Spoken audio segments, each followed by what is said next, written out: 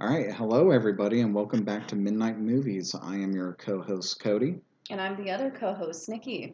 and today we are doing something that I think is really fun. We are going to rank the Halloween films, Yay! all 13 Halloween films. All 13. And I just got done telling Cody, I've seen most of these besides the new ones that came out recently. I rewatched 5 of them in one night. And here's the thing, like we'll get into it, but like this is one of my favorite horror franchises just out there. So some of these movies I rewatched for this ranking, like mostly it was just like the Thorn trilogy, which is 4, 5, and 6. Yes. What is it? I rewatched Rob Zombie's Halloween 2 because it's been forever. And I rewatched like Halloween Kills and Halloween Ends because I've seen them like once each. Maybe a little refresher. But most of these movies I've seen multiple times. I don't think we've ever really talked outside of like, or even at all, like what your thoughts are on the Halloween franchise. Because like I love this franchise. You do. For the most part. I'm looking at a sticker on your water bottle right now. That's just yeah, Michael that's Myers. literally Michael Myers. He's just right there. straight at me. He's my boy.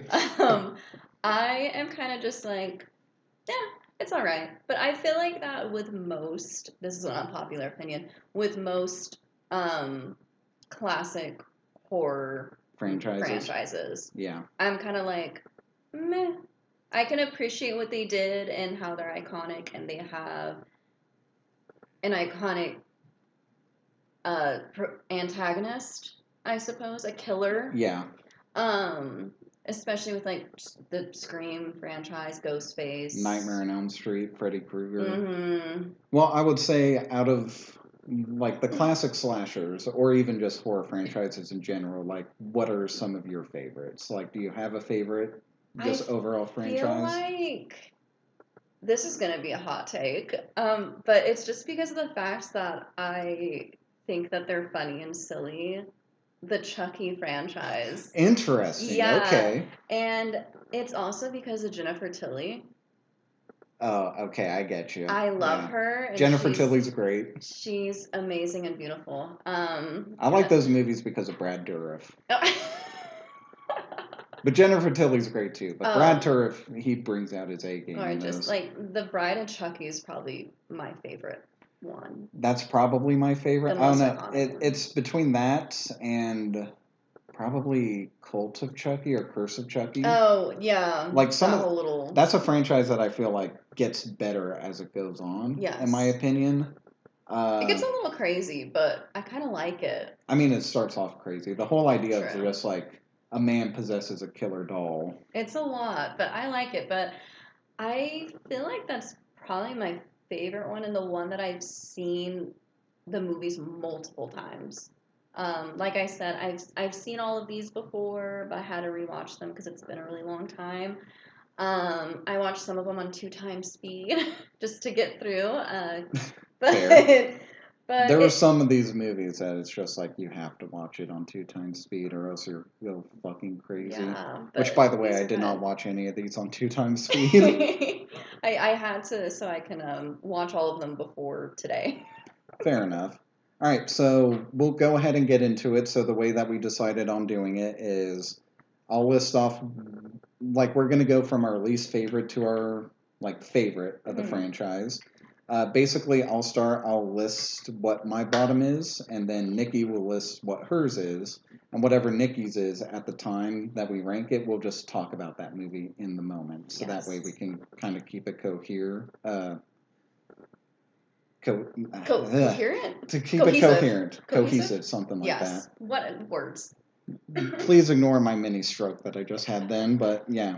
Okay, so I guess at the bottom of my list, and it will probably be forever at the bottom of my list, because I don't think they're physically capable of making a worse Halloween movie than this. Oh, I'm so excited. It's a Halloween Resurrection.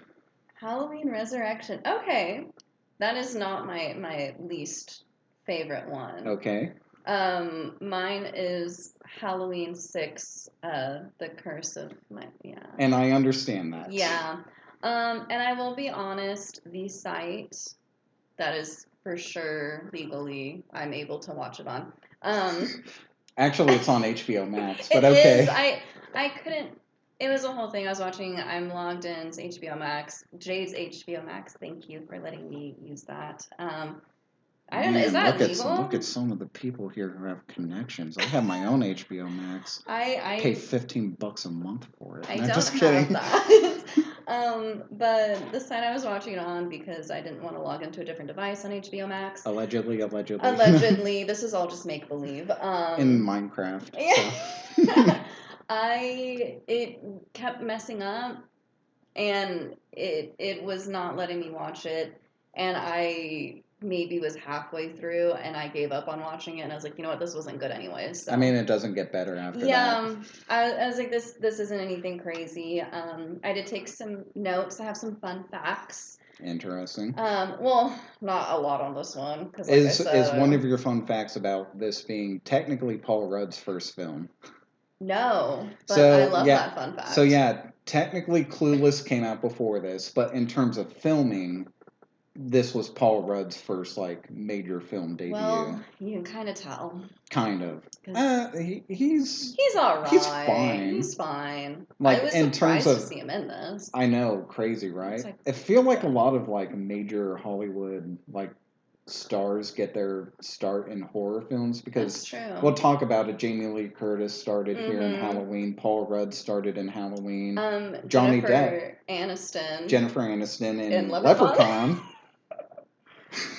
which is crazy. Pre-nose job. I can't believe she had a good career after that movie. I'm surprised Paul Rudd had a good career. After I this. guess because Clueless hit harder than this that he was True. able to go on. But He saved his ass. Clueless did. but yeah, Halloween 6, this was one of the movies, like every horror franchise started like delving into like what makes these killers the way that they are. Mhm. Like A Nightmare on Elm Street's guilty of it, Friday the 13th is guilty of it, of just like over explaining. Sometimes I wish that they wouldn't give lore. Yeah, because this is where they really push that Yeah. like Cult of Thorn shit. Yeah, because this was part of that Cult of Thorn trilogy. And I will say, I liked it at first, the trilogy, and then I hated it, and then I hated it more. My opinion of it is just like I've always hated this like little chunk of the Halloween Yeah. franchise, mainly It because doesn't seem like a loved chunk. you start off with Halloween. It's a very simple premise, Hmm. and in its simplicity, it's the horror. But like as the franchise keeps going, you have to explain stuff. And I feel like that's where they trip over themselves, where they have to over explain everything. Yeah. So, like, Michael Myers in this is part of this cult where he has to murder, like, members of his family or some shit. It's like. Something like that. It's terrible. It's terribly written. Yes. Uh, It's bad. The budget was around $5 million. Which is about standard for these movies. Mm-hmm. Yeah, this is the first time I really was paying attention to budgets and box offices and whatnot, and I was like, oh, no wonder why they kept making these damn movies. Yeah. Like, well, we'll talk about it, but like the biggest like producer behind this, Mustafa Akkad, is like the biggest reason why these movies have continued going on because he did a large chunk of these. Because like he produced the first Halloween. And then it made so much money that he kind of just latched onto this, and basically he had the idea of just like, so long as film exists, I will continue making Halloween movies up until his death in 2005. Yes, I saw that, and his son continued. Yeah, Malik Akkad is now like the biggest pusher behind it, carrying on in his father's tradition legacy of not letting the Halloween series just die. Evil does not die anytime Evil soon. dies tonight. We'll get to it. But the box office is $15.1 million. Okay. So that's quite a bit. And shooting time was around 6-ish months. With reshooting and whatnot, it was a little longer than that. Apparently there was 11 rewrites. Oh yeah, there's a couple of cuts of this movie. There's like the theatrical cut. There's like there are two versions. There's a director's cut, but then there's, interestingly enough, a producer's cut. Oh. Which you would think You that don't the see them a theatrical lot. version of it would be the producer's cut because usually the producers have final say over Yeah. things. But like, yeah, the producer's cut, I don't know how I feel about it. They kind of do a lot more damage than I feel like they do because like the producer's cut, I can't believe I'm even talking about this. They introduced the idea because this whole movie is around like Jamie's daughter, which we'll talk about when we get to those other movies. Jamie is kind of the main character Mhm. of this Thorn trilogy. For the first two movies, played by Daniel Harris, Yes. and then they got some random girl to play. To play because there's a large age jump, Yeah. right? Yeah. And this movie, I don't think came out that long after Halloween 5, so they had to get someone who was believably older. Mhm. But anyway, like the whole plot of this movie centers around like this child that Michael is after because Michael has to kill members of his family, which we'll also talk about is a very stupid plot that they It's a little introduce. silly, yes. But anyway, I think it's overtly stated in the producer's cut that Michael Myers is the father of that child. Yes, I saw Which is that. introducing incest into a Halloween franchise, which I don't think they should ever do. I don't think they should introduce that to anything ever. No. But I did notice. Unless you're Game of Thrones. Yeah, then it's fine. It's Fair fine. game.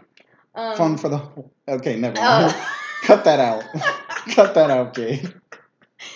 Oh goodness. But I did read that one of the cuts of the movie had Michael being the father of the child, And that it's was disgusting. It's awful. I was like, I'm glad I didn't see that version of the movie. Which, like, this isn't at the bottom of my list, and I'll get to why it's not at the bottom of my list when we get there. But yeah, this is. I think it killed the Halloween franchise for a few years. Like, when we eventually return to it, they completely ignore this film completely. They scratched the whole Thor trilogy. Pretty much. Like Did I say Thor? I said Thor trilogy. Well, yeah, Thor was in this. Don't you remember? Yeah. Chris Hemsworth played him in this movie. Chris Hemsworth was Michael I bet you Myers. guys don't know this, but Chris Hemsworth was in this movie. His film debut. You don't see him at all. There's just lightning in the background, and you just know it's him. You just know it's him. Oh my god! But yeah, they scrapped this whole trilogy. Yeah, they said this doesn't even matter. Good for them because like this whole trilogy is just forgettable, in my opinion. I liked the beginning of the trilogy, and then it starts off okay. We'll get to it when we get to that part of it. Okay. So my number 12 is Rob Zombie's Halloween 2. Mine too. Oh, okay. Oh my god. Cool. I wanted a high five.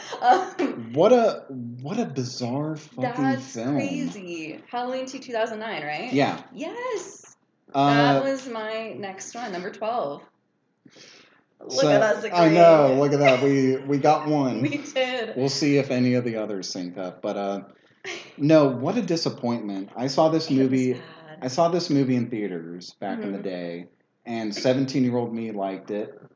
Mainly because it had the very bare minimum of what makes a Halloween film. Yeah. Because it had Michael Myers, it had Laurie Strode, it had Dr. Loomis. But what a mess of a movie. And not only that, but they ruined characters that I love. Like, Dr. Loomis is awful in this. And not in a good way. Not in a good way. And I love how much Rob Zombie loves his wife. I love that. He needs to stop casting her in lead roles. He does. Because she is not a good actress. We'll get to it when we talk about his first Halloween. Yes, but she is in this. She is a weird ghost that Michael sees. Angel thing. With a horse, which, by the way, I get that Rob Zombie had that as being like the symbol of rage for him, but like, why a horse? I read that he said he just picked a horse randomly. that makes sense. And that he said it literally could have been anything. Well, then you should have picked something that was more relevant. I think he also, I might have misread this quote, but I'm pretty sure he said that it literally could have been a red fire truck. And it didn't matter, but that was... I love how much thought he put into that. Yeah. Then. No, But like none at all. the best way I would describe this movie, it feels like a bunch of scenes kind of sewn together. Like the killings feel random. Like it doesn't feel like a cohesive plot. It starts off strong. Yes. Like the hospital scene's probably the best scene of the movie. I loved the The hospital hospital scene is great. It's But- got some great kills in it. Then I was super confused because then she wakes up Yeah, to be like this never happened, and I which was like, pissed me off. that was a dream? Yeah. Mark. And that made me a little upset because that was a really good opening. And it probably didn't actually happen because, like, they write it in a way where it's like, how is Lori going to get out of this? Mm-hmm. And I'm guessing that Rob Zombie was just like, well, I have no way of getting her out of this situation. So they would be like, yeah, it was a dream. It's a dream, you guys. Don't even worry about it. But it sucks because it was the best moment of the entire movie and it was just a dream. Yeah. But the budget for this one was around $15 million. Mm-hmm. And box office was $39.4 million. And it killed the Halloween franchise for a while. It would be A little 9. bit. It would be 9 years before the next The next Halloween one. movie, and even then they start over from scratch because I believe they had planned on making a third one. Yes. But Rob Zombie didn't want to come back because apparently making these movies was miserable for him. And did you know that the third one was going to be Halloween 3D? Yeah, because this was the era that everything was fucking in 3D. I blame Avatar for that. Zombie, Rob Zombie. Robert Zombie. Robert Zombie. Real name Robert Cummings, but okay. He declined to return to film another one because he didn't even want to film this one. No. But of course the box office and Malik Akkad will just continue making these movies they said you forever. need to come back right now. Zombie apparently disowned his Halloween films, especially the second. Yes, I didn't know that he disowned that first one. Yeah, he was very upset because of all of the studio interference with both films. Mm-hmm. He didn't want to come back for the second one because of the fact that there was so many conflicting things with him and the studio and what they wanted in the vision. They ended up convincing him, but he said that he had a horrible time filming the second one, and that's why he decided not to come back for the third. Fair. And then I imagine, like, with him not coming back, Scout Taylor Compton didn't want to come back. Yes. Tyler Mane didn't want to come back, and then the whole thing just fell apart. Yes. Oh, and then you said something about Loomis's Dr. They made him an asshole. Yes. Throughout the whole movie, and then they tried to redeem him at the end to just be like, I'm here to help. I'm here to get you out of this, Lori. And it's like, shut up. No, you're an asshole this entire time. And there was no, like, growth. There was no, like, any kind of, like, hint at a redemption until we get to the end. So when they eventually kill him, by the way, spoilers for all these movies. We should have started with that. When they eventually kill him at the end, it's like, I don't care that you killed him because you made him so unlikable. It was kind of like, thank God. Which is a shame because, like, we'll eventually get to it, but I love Loomis in that first Halloween movie. I think he was, like, the best character in that movie. No, Loomis was very dedicated, overly dedicated to his job. But did you know, another fun fact, I wrote a bunch for this film. I mean, this movie, like, I have theories about, like, why this movie is so weirdly edited and all that. Well, do you know who they based Loomis's character off of? Like what Rob Zombie, his vision was for Loomis? No. They based it off of Dr. Phil. And his egotistical behavior. Wow. Even in the first Halloween? Yeah. He kind of is an egotistical man in that first one, but at least he cares. And, like, Malcolm McDowell is such, like, an enthusiastic actor. He's got that presence. Oh, yeah. He's got that, like, swag to him. His swag. He's got swag, everybody. But no, like, he's such a likable presence that in that first movie you can kind of forget that he has, like, this massive ego. Mm-hmm. And you can tell he wants to help. Yes. Whereas in this one, it's just he's an asshole the entire time. Heavy. And I get the whole point that Rob Zombie was trying to go, like, trauma changes a person, but it's like you push this character way too far for me to like him. Yes, that was the theme of this one, was about trauma. Mm-hmm. They also made And Laurie very unlikable, but I guess that works a little bit better. I have a theory about this movie that I heard from a different podcast that yeah. I kind of believe about it. So this movie kind of feels like a string of just unrelated murders and stuff like Mm-hmm. that. And in the movie, they establish this psychic connection to Michael, which is a bizarre introduction because that first Halloween was kind of grounded more in reality. Yeah. I feel like initially Rob Zombie wanted the twist to be like Laurie was the killer the entire time. No, and I think that was going to be the plot for the third one.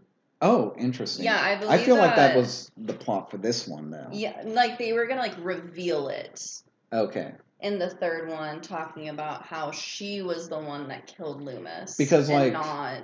well, I'm just talking about all the deaths in here because, like, they Yeah. have a scene where it's like Michael's eating a dog that he killed, and like Mhm. Laurie's responding to that. Yeah. I think it's very much so like she's responding to that because she is the one eating the dog, and like we would eventually learn at the end of the movie that Michael is actually dead, but Laurie was the one doing all these killings. I feel like I would have really liked that. It would have been a better movie. It would have been. And because I read something like that, I'm pretty sure that was what they were wanting the third one to kind of be. I was trying to picture how that would look during the movie while I was watching this. And there's a lot of times where I was like, well, she's not really in the same spot. I don't know how they would be able to kind of swing that. I was wanting that to be the case, though. Like, I watched it thinking she's the one that did all of these. Mm-hmm. It would have been a much more interesting movie. But I feel like we'll talk about it when we get to Halloween 3. But, like, I think the motto for all the Accods are just like, we can't have a Halloween movie without Michael Myers as the killer. So pretty much all of these movies are going to be like hyper focused on that. So I feel like Rob Zombie really wanted that to be the twist of this movie, but Malik Akkad was probably like, no, you can't. And I feel like that's where you the can't pushback, have a different killer. You can't do it. So I feel like that's where the pushback came from. So. Last fun fact before we move on to anything else. The word fuck and its derivatives were used 112 times. And honestly, it felt like a lot more than that during this film. I mean, kind of. It felt like a lot more. Apparently in Blair Witch, fuck was used 154 times. So. Really? Yeah, I know. I did not feel that. I swear this, because, I mean, it's a Rob Zombie film. Yeah.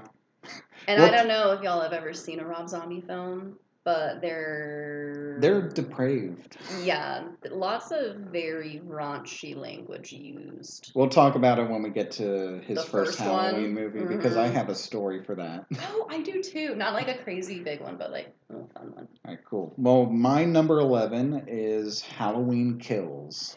Oh, okay. Mine. And the only reason Halloween, we'll talk about it when we get to yours, but the only reason that Halloween Kills is not lower on my list is because Halloween Resurrection and Halloween 2 exist.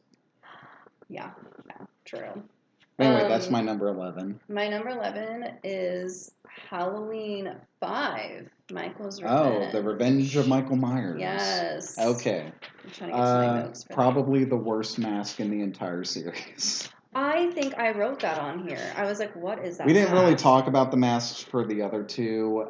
Generally, I like Rob Zombie's like Halloween mask, the decrepit part of it. Yeah, I think they said his is one of the best masks. I don't like it when they rip it in half, though, and then you see half of Michael's face. And the mask in Halloween 6 is fine, but it's nothing like interesting or special, but Halloween 5 has the worst mask. This one's really bad. It's so bad. It's like weirdly long. It doesn't seem to fit the actor's face all that well. Like, I don't know, and I feel like some of the actors that play Michael, like it doesn't fit them good. Like, I guess we can also talk about some of the stunt actors that they do. Their head's not big enough. I feel like a lot of these actors try too hard when they play Michael Myers, especially in this one. Like, Michael moves in a weird way in that original Halloween, but it feels a bit more natural. Yeah. Whereas in this one, I feel like it's very kind of stilted. Like stiff. It's very stiff, and they're moving this way. I'm trying to see what I'm not even remembering this movie that much. Oh, I watched this a Oh, few days ago, so it's kind of fresh in my memory. I guess the original opening, because I think this one he wakes up and he goes to, like, there's an old man in the Yeah, he woods. spends a year living with this homeless man. Which, by Yeah. the way, how's this homeless man feeding Michael for Yeah. a year? You're telling me he's just in a comatose state for an entire year and he just lives? He's just, yeah. He's Okay. Michael. He will Is this forever be homeless man alive. feeding him? What's going on? What the fuck? Well, originally the opening was going to be about how the old man was a necromancer or dabbled in necromancy. Interesting. And that's how they were going to be like, this is why Michael's always alive, because he had some little necromancy done on him. I felt like that would have explained a lot, but also would have been terrible. Yeah. Because I don't want them to explain Michael's whole thing, but that's what this movie yes, does. because this was before 6 when I watched it, and I was like, I feel like that would have explained so much. I feel like maybe I would have liked that, and then in Curse, I was like, maybe I wouldn't have liked the original. It ruins it. Because it really did. But the pluses for this movie, I think Danielle Harris did amazing. We'll talk about it. I think Danielle Harris is great in every Halloween film that she's in. She was good in Halloween 2. Terrible movie, but I think she's probably the best character. Yes. But she's great in the 2 Halloween movies that she's here. Very young actress, but showing very incredible talent. Very promising. For being a child actor, she did fear and her screaming, and like she did it so amazingly. It's unfortunate that it's countered with the character Tina. Yeah. Who is one of the worst characters that Halloween has ever introduced. Probably not the worst, but one of the worst. The entire movie, I wanted her dead, and it made me mad that they killed Rachel from part 4, and then they just gave us Tina for the rest of the movie. Yeah, apparently, how do you say the director's name? Akkad? Oh, Mustafa Akkad. Yeah, yes, Akkad. He's the producer. But, yeah. Apparently, he regretted killing off Rachel. Yeah, because that was a stupid move. And he replaced it with Tina, who's super annoying. I felt so bad for Rachel's character because I did, spoiler, I did really like the 4th one. It's ranked pretty high on my list. We'll get to it. It's more middling. Yeah, I was gonna say, like, I feel like it's different on ours, but I really liked her. I think that the whole dynamic between her and Jamie, the character that Danielle Harris played, I feel like it was great. I loved it. I loved that 4th movie, and then Revenge came, and she was just dead, gone, goodbye. Yeah, with no ceremony. No. Just stabbed. Apparently, originally she was supposed to be stabbed through the neck with the scissors. I heard it was supposed to be way. This movie was supposed to be a lot bloodier than it was, but the MPAA, for some reason during this time, had a real stick up their ass. Like a lot of horror movies of this time were cut down to basically nothing because they were just like, I think around this time more children were going to see horror films. So if you look at like Friday the 13th, at one point they introduced children into that series. Nightmare on Elm Street, when we get to part 6, it's very cartoonish and stuff like that. So I feel like the MPAA was realizing around this time more kids were going to see horror films. So it's just like any amount of blood or violence, it's like cut it down to almost nothing. But yeah, Rachel's death was supposed to be a lot gorier. The scene where Tina's boyfriend Mike, who gets like that, like tripe, who gets like the tool through his face, was supposed to be a lot more graphic than it was. See, yeah, I feel like none of these got that bloody and gross until Rob Zombie's remakes. Yeah, in comparison, a lot of these Halloween movies are tame. We get to the Rob Zombie movies, and he really pushes it. A little crazy. And then we get to the newer trilogy, which kind of also it amps it up for sure. But I forgot to say, budget for this one was $5.5 million, and box office was $11.6 million.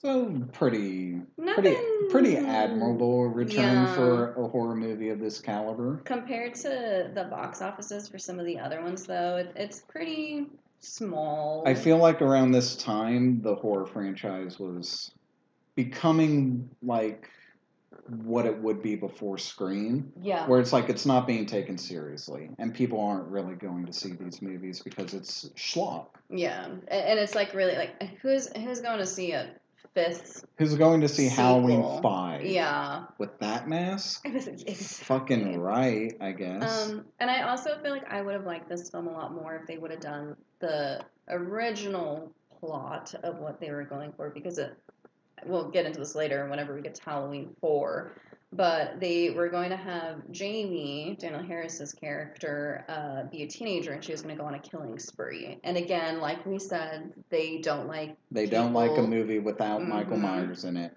In fact, happen. We'll talk about it when we get to part 4, but yeah, there were ideas thrown around about a Halloween movie without Michael that, the Akkads are just like, nope, can't do that. Yeah, I felt like they kept trying to push for, okay, Michael's dead, we're going to have someone else go crazy. Whether it be Laurie or Jamie or whoever. Mm-hmm. They're like, they're going to go crazy. Nope. Nope. Never. Also, don't hear Michael's name. Also, what else was I going to say about this movie? It's the start of all the Cult of Thorn. Like, 4, 5, and 6 are considered the Cult of Thorn trilogy, but really it starts here. Yes. With the Man in Black, which apparently, from everything that I could gather, like the writer just came up with that and was just like, well, whoever writes the next movie can answer this. Can figure it out, yeah. Which is why in the next, like in Halloween 6, it feels very much like it's a little underwhelming. Yeah, it definitely felt like a weird end to a trilogy, and it felt very disconnected. Mm-hmm. Halloween 5, rest in peace. Anyway, like, yeah, so. Number 10 for me is actually Halloween 6, Curse of Michael Myers. Oh, okay. So that one was a little higher up for you. Uh-huh. Only because my bottom 3... They were just so bad. Like, we'll get into it with Halloween Kills and Halloween Resurrection, but, like, they're at a different level of bad for me than Halloween 6 is. Honestly, from, like, my 7 to 13 rankings, it was kind of me trying to figure out which one I hated more than the last. Like, none of these are amazing. Particularly great. Yeah, so... but we're on number 10, right? Yeah.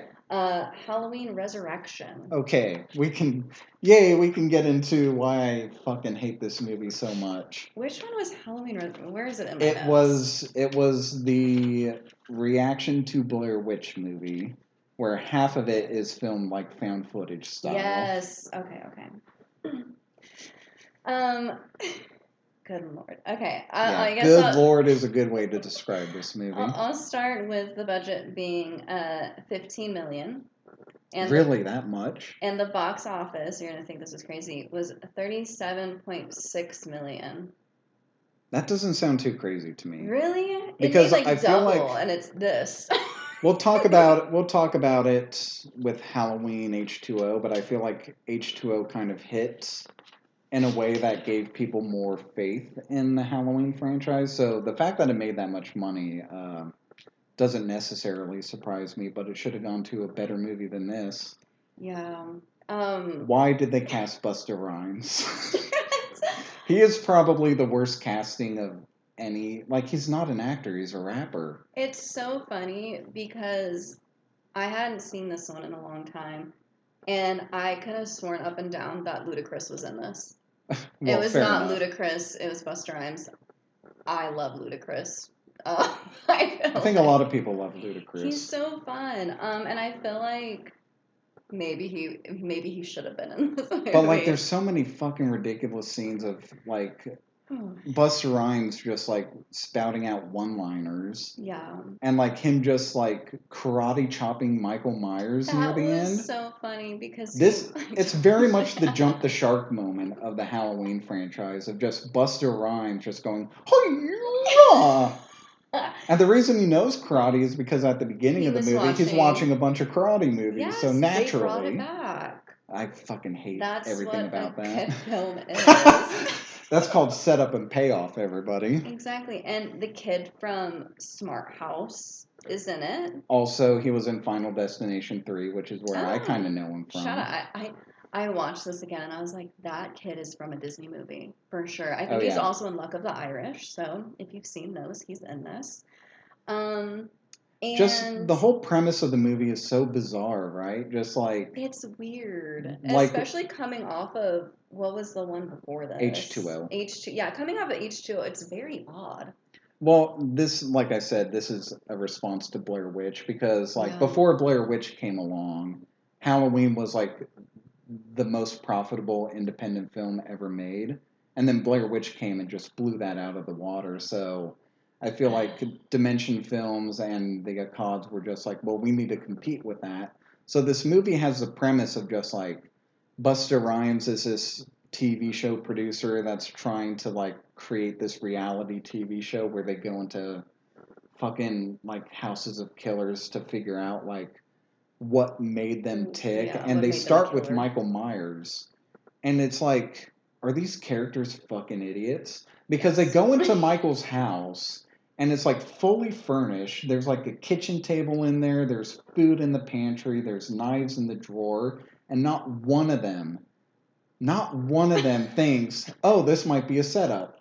I love how none of them thought that. And I also wonder, did Rob Zombie see this and see the messed up shit in it and be like, you know what? I'm gonna take How that. about? Yeah. What if? What if? Yeah, that's um, true. Like, you have to think about it. Like, Dr. Loomis spent 15 years with Michael, and the thing that he concluded was he was pure evil. yes. What the fuck are you gonna find, like, rummaging through an empty house? The whole yeah, and I mean Busta Rhymes was true. He's like, what do you expect? Of course we're gonna set some things Yeah, up. they And they it's try to true. throw that in there to just be A little like, later. And whenever I first watched this, like the beginning scene, I was like, they killed off Lori. What a in the waste. stupidest way What a possible. waste. And then I found out that Jamie Lee Curtis asked to be killed off because I understand that. she considered this film to be a joke. Like, we'll talk about it when we get to H2O, but like the way that they ended it felt like a definitive close to Yes. only retcon that whole sequence. She was upset that they continued it because she did say she loved the ending of H2O. We'll get to Yeah. that later, but she loved the ending and she thought that that was a perfect ending to her character and Michael's character, and she wanted to wrap it up. But then they just like say, oh, she killed the wrong man. Michael didn't actually die. That was crazy. And that she's in this like mental hospital. Mhm. And then Michael comes after her. They have like a chase sequence, and then she finally gets him up on the roof, dangles him upside down. But then she's scared she's gonna kill the wrong guy again. Which is stupid because it's like you saw him bust into your room head first. Like, this is the guy. I Why think are you? it's the right guy. Also, like, if she removes his mask, what does she expect to see? Like, Michael's been burned, shot multiple times in this. Like, would you even recognize his face? I guess if she just saw like a disfigured, burned, scarred thing, It she'd just- be like, "That's him." It felt so out of character for her to like try to remove. Like, obviously he's gonna lunge after you and try to kill you. She's like, I just need to make sure. It's like, you don't. I feel like all of his actions leading up to this were sure enough.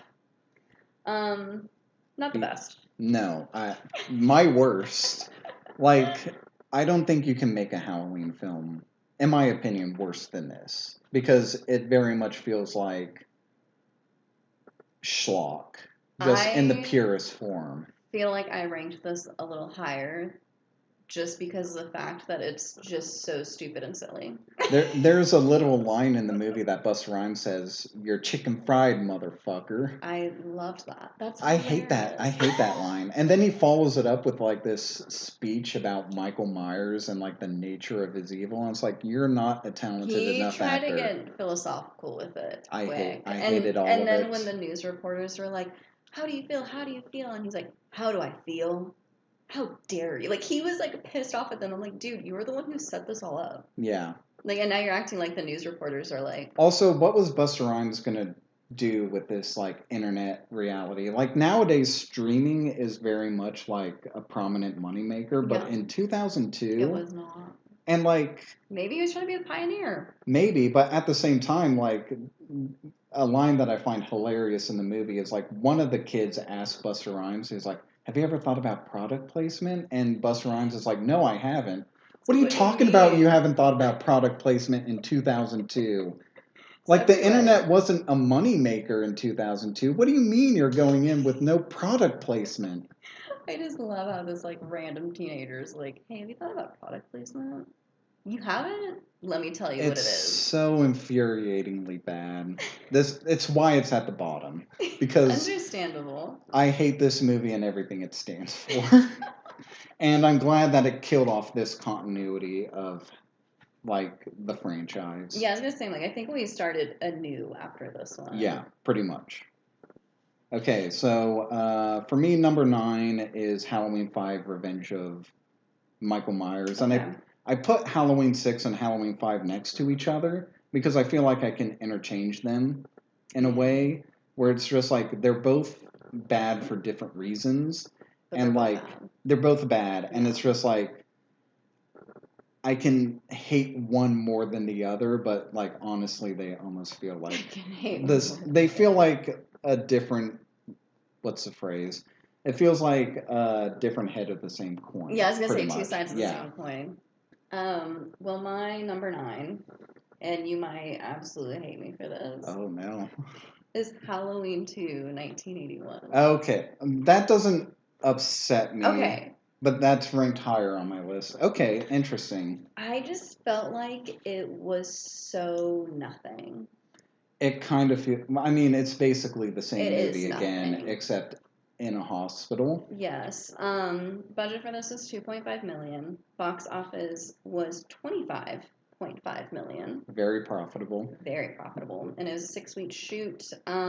Is one of your fun facts about this movie the fact that John Carpenter wrote this movie while being drunk? Oh no, but I love that. And that he came up with the twist that Laurie Strode is Michael's sister in a drunk like stupor because he had no ideas. Like Halloween was never supposed to have a sequel. No. Like, it was never supposed to be what it is now. But then it blew up, and it's like, how could you not make a sequel to this?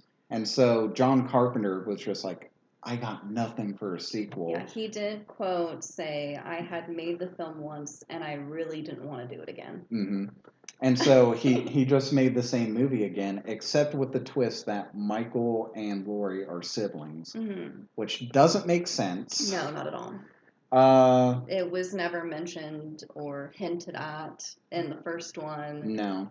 They literally were like, Michael killed his sister. They didn't mention anything about his parents, anything about a second sister. Also, it seems weird. It's like, why was Laurie put up for adoption then? Yeah, because nothing happened to the parents that we know. Not to my knowledge. Yeah, in Rob Zombie's Halloween, they do explain why she's an orphan. But in this one, it's just like, okay, so the parents, like, one of their children died, and then their other child got sent to an insane asylum. So they're like, you know, so they're just like, let's just abandon this child. Yeah, might as well live child-free lives. I don't know. I rank this a little bit higher. I guess just to give a little spoiler, it's a little bit above middle. Okay. It's because it does feel like a somewhat even flawed, like, continuation of the first one. There's a lot that I like in here. The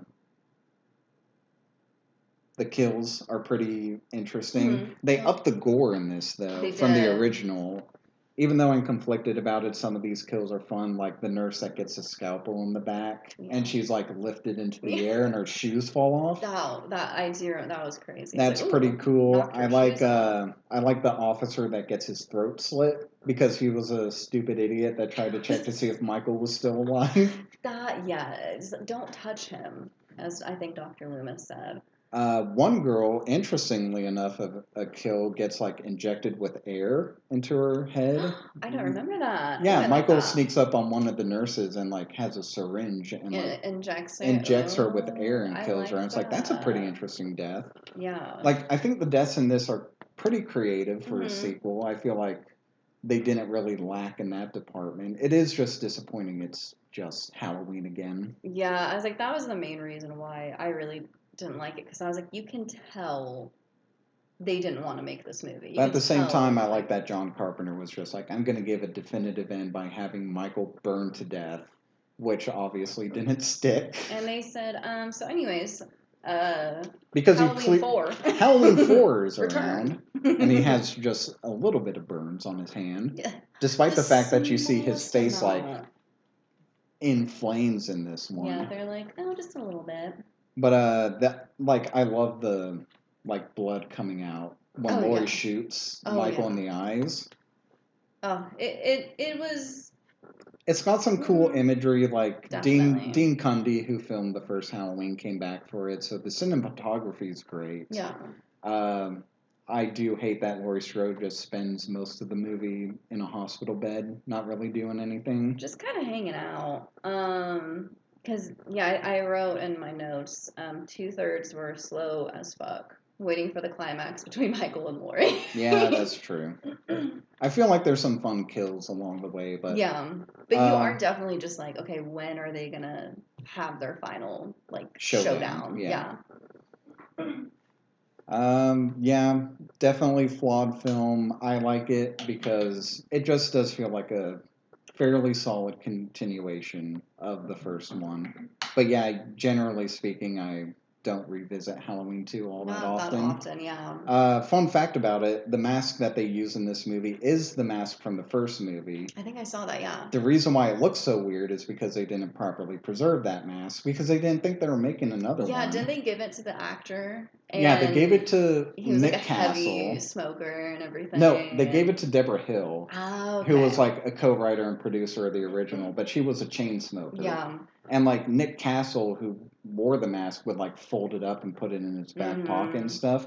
They had no prospect that they would make a second one, so why would you preserve it? And they said, oh shit, we need that back. And also they got a different actor to play Michael, who has a different face structure, so yeah, that's why the mask looks different in the second one. It's a little wonky. Yeah. Okay, so number 8, and I'm interested to see where this falls on your list when we get to it. My number 8 is Halloween 3 Season of the Witch. Okay, mine's higher than that. Okay, interesting. We'll get into it. Okay, my number 8 is Halloween Ends. Okay. I guess just to give a little bit of a spoiler, my number 7 is Halloween Ends. Okay, so close. Close, okay. Pretty close. Okay. My thoughts on Halloween Ends, and I've said this even when it came out.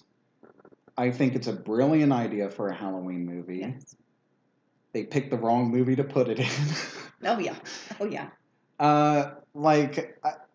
We'll talk about it when we get to Halloween 4, but one of John Carpenter's ideas when they asked him to come back to the franchise was essentially this movie, which is like the town was haunted by what Michael had done in the first 2 movies, and that Michael was definitively dead, but like a new form of the evil takes shape and is like haunting. So it seemed like they took that idea and put it in this movie. They finally did that. But at the same time, it's just like, this isn't the closer to your trilogy. No. This should have been the middle movie of your trilogy. It was so odd. Go over the budget and box office real quick. Budget was $33 million. Mm-hmm. Box office was $105.4 million. This is, I think, the only Halloween movie of this trilogy that I did not see in theaters. Okay. Mainly because I got into a car wreck around this time and I couldn't go. So. Oh, no. Well, apparently, they wanted this trilogy to have themes, even though I feel like this isn't really a theme. The second one of this trilogy was Halloween Kills, and that was action. Sorry, that's more of a genre, but and then this one was going to be a love story. Which it kind of is. They kind of try to play off of that whole Bonnie and Clyde sort of thing. I kind of felt like I was watching a fan fiction. Fair. Corey Cunningham kind of feels like a self-insert. I was just like, this is so odd. I don't understand why we went this route. I enjoyed. So the opening of this movie was great. Oh, where it's like it's a year after Halloween 2018, like those Mhm. events, and it's like Corey babysitting this kid, This snot-nosed brat this fucking locks him piece of up. shit kid. Yeah. Locks him upstairs in a room. Corey gets out, accidentally shoves kid off of their like 7-story mansion. There was so many stairs. Yeah. That's a big house for a small town like Haddonfield. Of course, your child is going to possibly perish. Probably. It was crazy. He falls down a huge flight of stairs. I was not expecting. Although that. him bouncing was kind of comical. It was a I very shouldn't have been strong beginning. I shouldn't have been laughing, but like the kid just like just flips up and it's hilarious. That's going to translate well on the podcast, I know. It was a very shocking beginning to a movie, but I liked it. After that, it got kind of weird. Yeah. Because again, it's self-insert fanfic, and it's not the movie that they were building to with Halloween Kills. Like Halloween Kills ends with like there's going to be this huge show off between Michael and Laurie Strode. Yes. But that's not what the movie is. Well, and the reason why I ranked this so highly, because I put it at the bottom at first before I finished the film. But then the ending, I was like, okay, this is actually pretty good. Oh, interesting. I feel like the ending just was like the makers just being like, oh yeah, this is a Halloween movie. No, I think that's... So we got to end it with Michael and Laurie facing off. I loved the facing off. I thought it was really good. It was intense. Finally, I had some action. Before that, it was just two kids trying to fall in love with each other. Mm-hmm. And it was quite odd for a Halloween film. Kind of. I mean, if we ever do like individual reviews for this trilogy, mm-hmm. I feel like the way I would have rewritten it is like at the end of Halloween 2018, you definitely like have Michael dead at the end of that movie, and you establish Corey as a character in that movie. And then your second movie is pretty much this movie, except Corey just slowly starts to lose his humanity. I like and that. And starts to become like that killer. We have people laughing upstairs. It's creepy. But no, like you would have just had a bigger build-up. Yeah, a bigger build-up. You would have established it if they had thought about this as a trilogy. Yeah, that's true. I know Danny McBride, who weirdly enough is the writer of all three of these movies, said that he had like a definitive plan for a trilogy, but we'll talk about it when we get to Halloween Kills. It doesn't feel like I was going to say no, I don't feel that at all. And the whole time that I was watching this love story develop, I was like, these two have known each other for like a week. Yeah. Why is she fighting so hard for him? It's very quick. She was like, but I love him. He's amazing. He wouldn't kill a fly. And it's like, you don't know this guy. He's so great. He drinks chocolate milk and gets bullied by band members. Well, and then it's like, honestly, kind of a red flag starting to date a guy who was arrested for possibly killing a child.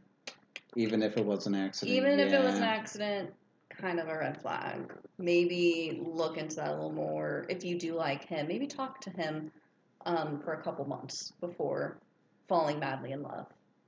Maybe. I don't know. Hey, who am I? Hey, one of the most popular stories of all time is Romeo and Juliet. True. And they fall in love in a night, so why not? But was that really what they were doing? Was Bonnie and Clyde because of kind her of Halloween costume and the other one? I think they were kind of just trying to do that. That's because so funny. I didn't even connect that, but I think you're right. I think that's what they're like. But I don't think they didn't really do it that well. No, they didn't. But it's cool. Michael got crushed in a giant like car crusher. That was so wild. It was so campy. I like it in the sense that it establishes that yes, Michael is dead and he's not coming back. But boy, is that a weird. It was because his body folds in a very weird way. He's just like. Yeah. I loved the whole mob mentality that they had going on at the time. We'll talk about it in Halloween Oh, Kills, yeah, but the mob that was mentality crazy. is what, yeah. Okay, well, like I already said, Halloween Ends is my number 7, so. Well, let's talk about Halloween Kills, because that's my number Okay. 7. Yeah, Halloween Kills. If Halloween Resurrection and Halloween 2 by Rob Zombie weren't, if they didn't exist, this movie would be at the very bottom for me. Oh, okay. Because talk about a movie hitting you over the head with its message. Like, literally, they have one of the... Evil dies tonight. Well, not just that. Okay. Like, they have that moment where one of the mental, like, one of the escapees, Yeah. like, they trap him in a hospital and he jumps off the building and he dies. And then you have Sheriff Brackett literally saying to everyone and to the audience, now he's turned us into monsters. Thank you for supplying us with subtlety there. Did you get it? Did you understand what we're doing? Did you get it, audience? We're the monsters now. And, like, my main criticism of the movie at the time, it's not anymore, it's just, like, Laurie Strode's hardly in this movie. Mm-hmm. And, like, I've come to terms with being like, that's not the point of the movie. And I feel like that's not a flaw with the movie. Like, the whole point is just going back to basics where Michael is not obsessed with Laurie. Like, he chose her as his victim in the first movie just at random. Yes.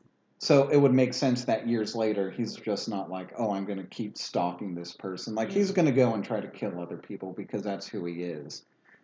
So Laurie Strode being in this movie, very little doesn't bother me. What bothers me is that I hate every fucking character in this movie outside of Laurie Strode. Oh, okay. Especially Tommy Wallace. Okay, I will have to say. Or Tommy Doyle. Tommy Wallace is a producer of the original Halloween. When the scene when Tommy goes into the hospital room to see Laurie, Jamie Lee Curtis, and he says, 40 years ago, you protected me. Now I'm going to protect you. I literally teared up. I don't know why. Did you? I don't know why, because the whole time I'm watching this, I was like, this is kind of a silly movie. It's kind of dumb. Like, they keep beating you over the head with evil dies tonight. What? Like, I wasn't into it. For some reason, when he said that, I teared up. I was like, wait, what the fuck? That is fascinating because I don't even remember that moment from this movie. It hit me so hard. I don't know why. I feel like that would have had a bigger impact on me if they had gotten the actor who played Tommy Doyle in the original Maybe. back. But, like, Anthony Michael Hall, no disrespect to him, but I don't think he's great in this movie. And I feel like they give his character not a whole lot of good things to do. No, and it just hit me so hard, and I don't know if it's because of the fact that I had watched these so close together.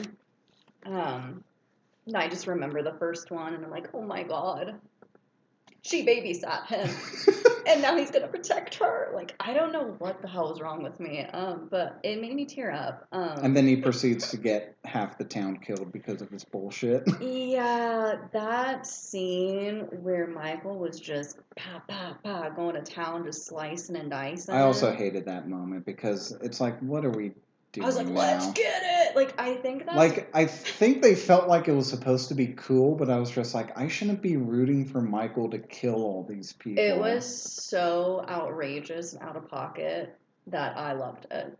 And then we talk about the car death sequence with like they have Lindsay there, they have the nurse from the original. Yes, which, by the way, how do yes. any of these people know each other? Don't know. They shouldn't. They shouldn't. They shouldn't know each like other. Nurse Marion worked up like 100 miles away from Haddonfield. How does she know Lindsay and Tommy? I want to also say they do this a lot. I feel like in multiple Halloween movies where people will be in a car together. Mm-hmm.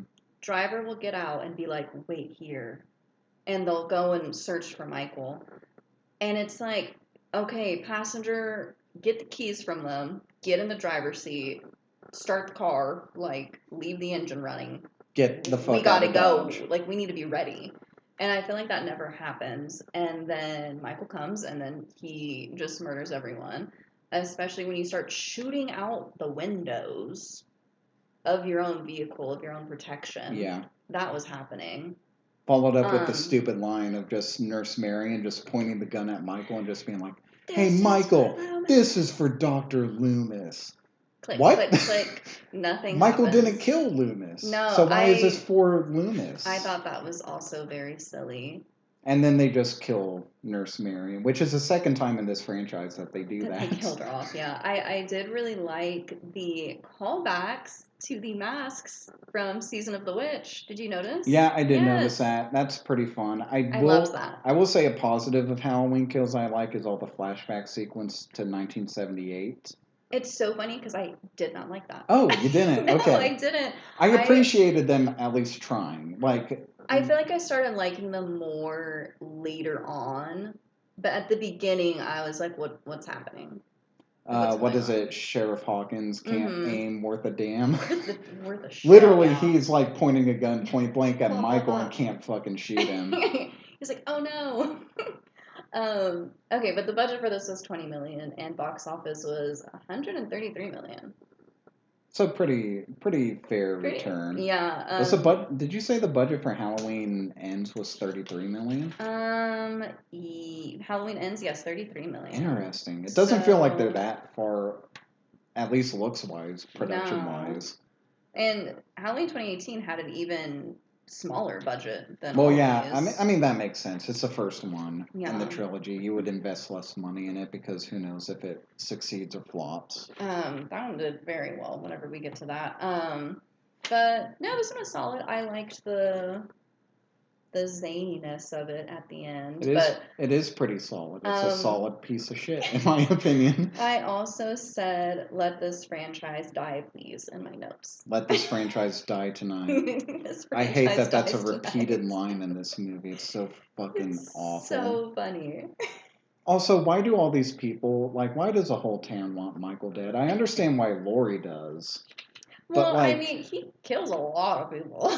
He killed, in this continuity, he killed 4 people back in 1978. True. And just now he's killing a lot more. All these people wouldn't know all the people he's been killing that night. True. So it's why is this whole town... I understand why Laurie's traumatized. Yeah. But, why is Nurse Marion traumatized? Yeah, Michael pulled her hair and stole her car, but, It's traumatizing. I guess so. Enough for murder. Tommy kind of saw Michael standing behind Laurie. I don't know. It doesn't make sense that these people would hold on to, this for 40 years. That, yeah. It makes sense that Laurie would. She was directly, connected to that. She was She literally got stabbed by Michael. So it's but why do these other people care? I think they just wanted to riot. Why didn't Tommy and Lindsay, move out of Haddonfield? A lot of these people, I'm like, please move out. But just leave. Maybe the trauma of it all. They couldn't land a solid job. I mean, fair, but my ass would have been out of there. As soon as I hit the age, if this happened to me, I would have moved out. Especially since Tommy was a child, I feel like his parents should have moved him out. Why did nobody move out of it? Yeah. Why? Poor Tommy. Poor Tommy. Also not played by Paul Rudd. I think it would have been fun if they brought Paul Rudd back. Paul Rudd for it. I think they wanted to, didn't they? I don't know. I mean, they could have. That would have been a fun, I felt like I read that somewhere that they wanted to bring them back for it, but it's too busy with Ant-Man movies. He can't do it. He's too busy. Okay. So my number 6 is Halloween 4: The Return of Michael Myers. Okay. That is not mine. That is higher on my list. Okay, interesting. We'll talk about it when we get to there. My top ones, you're going to be like, well, what the fuck is wrong with you? We'll talk about it, but there's a reason why it's kind of in the middle of all this. My number 6 is Halloween 2007. Oh, Rob Zombie's. Rob Zombie one. This is actually higher on my list, and it might surprise you as to where it is on my list. You know what? I liked this one. These ones... from here up are kind of all the ones that I enjoyed the most watching. I mean, they're the more modern ones. Yeah. These ones, I liked this one. The budget was 15 million and the box office was 80.4 million. Took about 4 weeks to shoot. Um, Absolute nightmare for Rob Zombie to film, I'm sure. yeah, he had a lot of issues going on with this. Very, But very fun fact about this movie. This was actually the first R-rated film I saw in theaters. I ooh, was 16 at the time this movie. No, I was 15 at the time this movie came out. And this is my fun story about this yes, movie. I was obviously not old enough to go see this movie I in was theaters gonna by say myself. 15. So my mom took me. Oh God, Now, here's the thing. I have something similar like At this. this point, when Rob Zombie's Halloween movie came out, I had seen all these Halloween movies. Like, this was at the point in my life where I stopped being afraid of horror movies and really Mm, did deep dives. yeah. So at this point, I had seen all the Halloween movies. I think over the summer of 2007, like, I would go to Blockbuster and I'd rent them all. So I had seen all of them. So going into Rob Zombie's Halloween, I knew what to expect out of a Halloween movie. But not of the Rob Zombie But one. I had not seen a Rob Zombie movie at this point. So And it was very uncomfortable sitting next to my mom at the age of 15 with one of the first lines of this movie being like, "Bitch, I will crawl over there and skull fuck the shit out of you." yup, that is it. Funny, I have a similar story. Ooh, okay. Um, Back when I was younger, my dad's really into movies, just in general. So he would buy a lot of just random movies, ones that he wanted to watch or he already watched and wanted to watch again. This was one of them that he bought. It was a new horror movie that came out. My oldest sister was super into horror, so he was like, like something we can all watch together. Yeah. Fun for the whole family. Yup, and I hadn't seen a horror movie really. I wasn't into them, but I was like, you know what? Maybe if we Oh. watched it all as a family, I won't be as scared. And it was me, my dad, my oldest sister. I don't know if my mom and other sister were there, but we were all watching it as a family.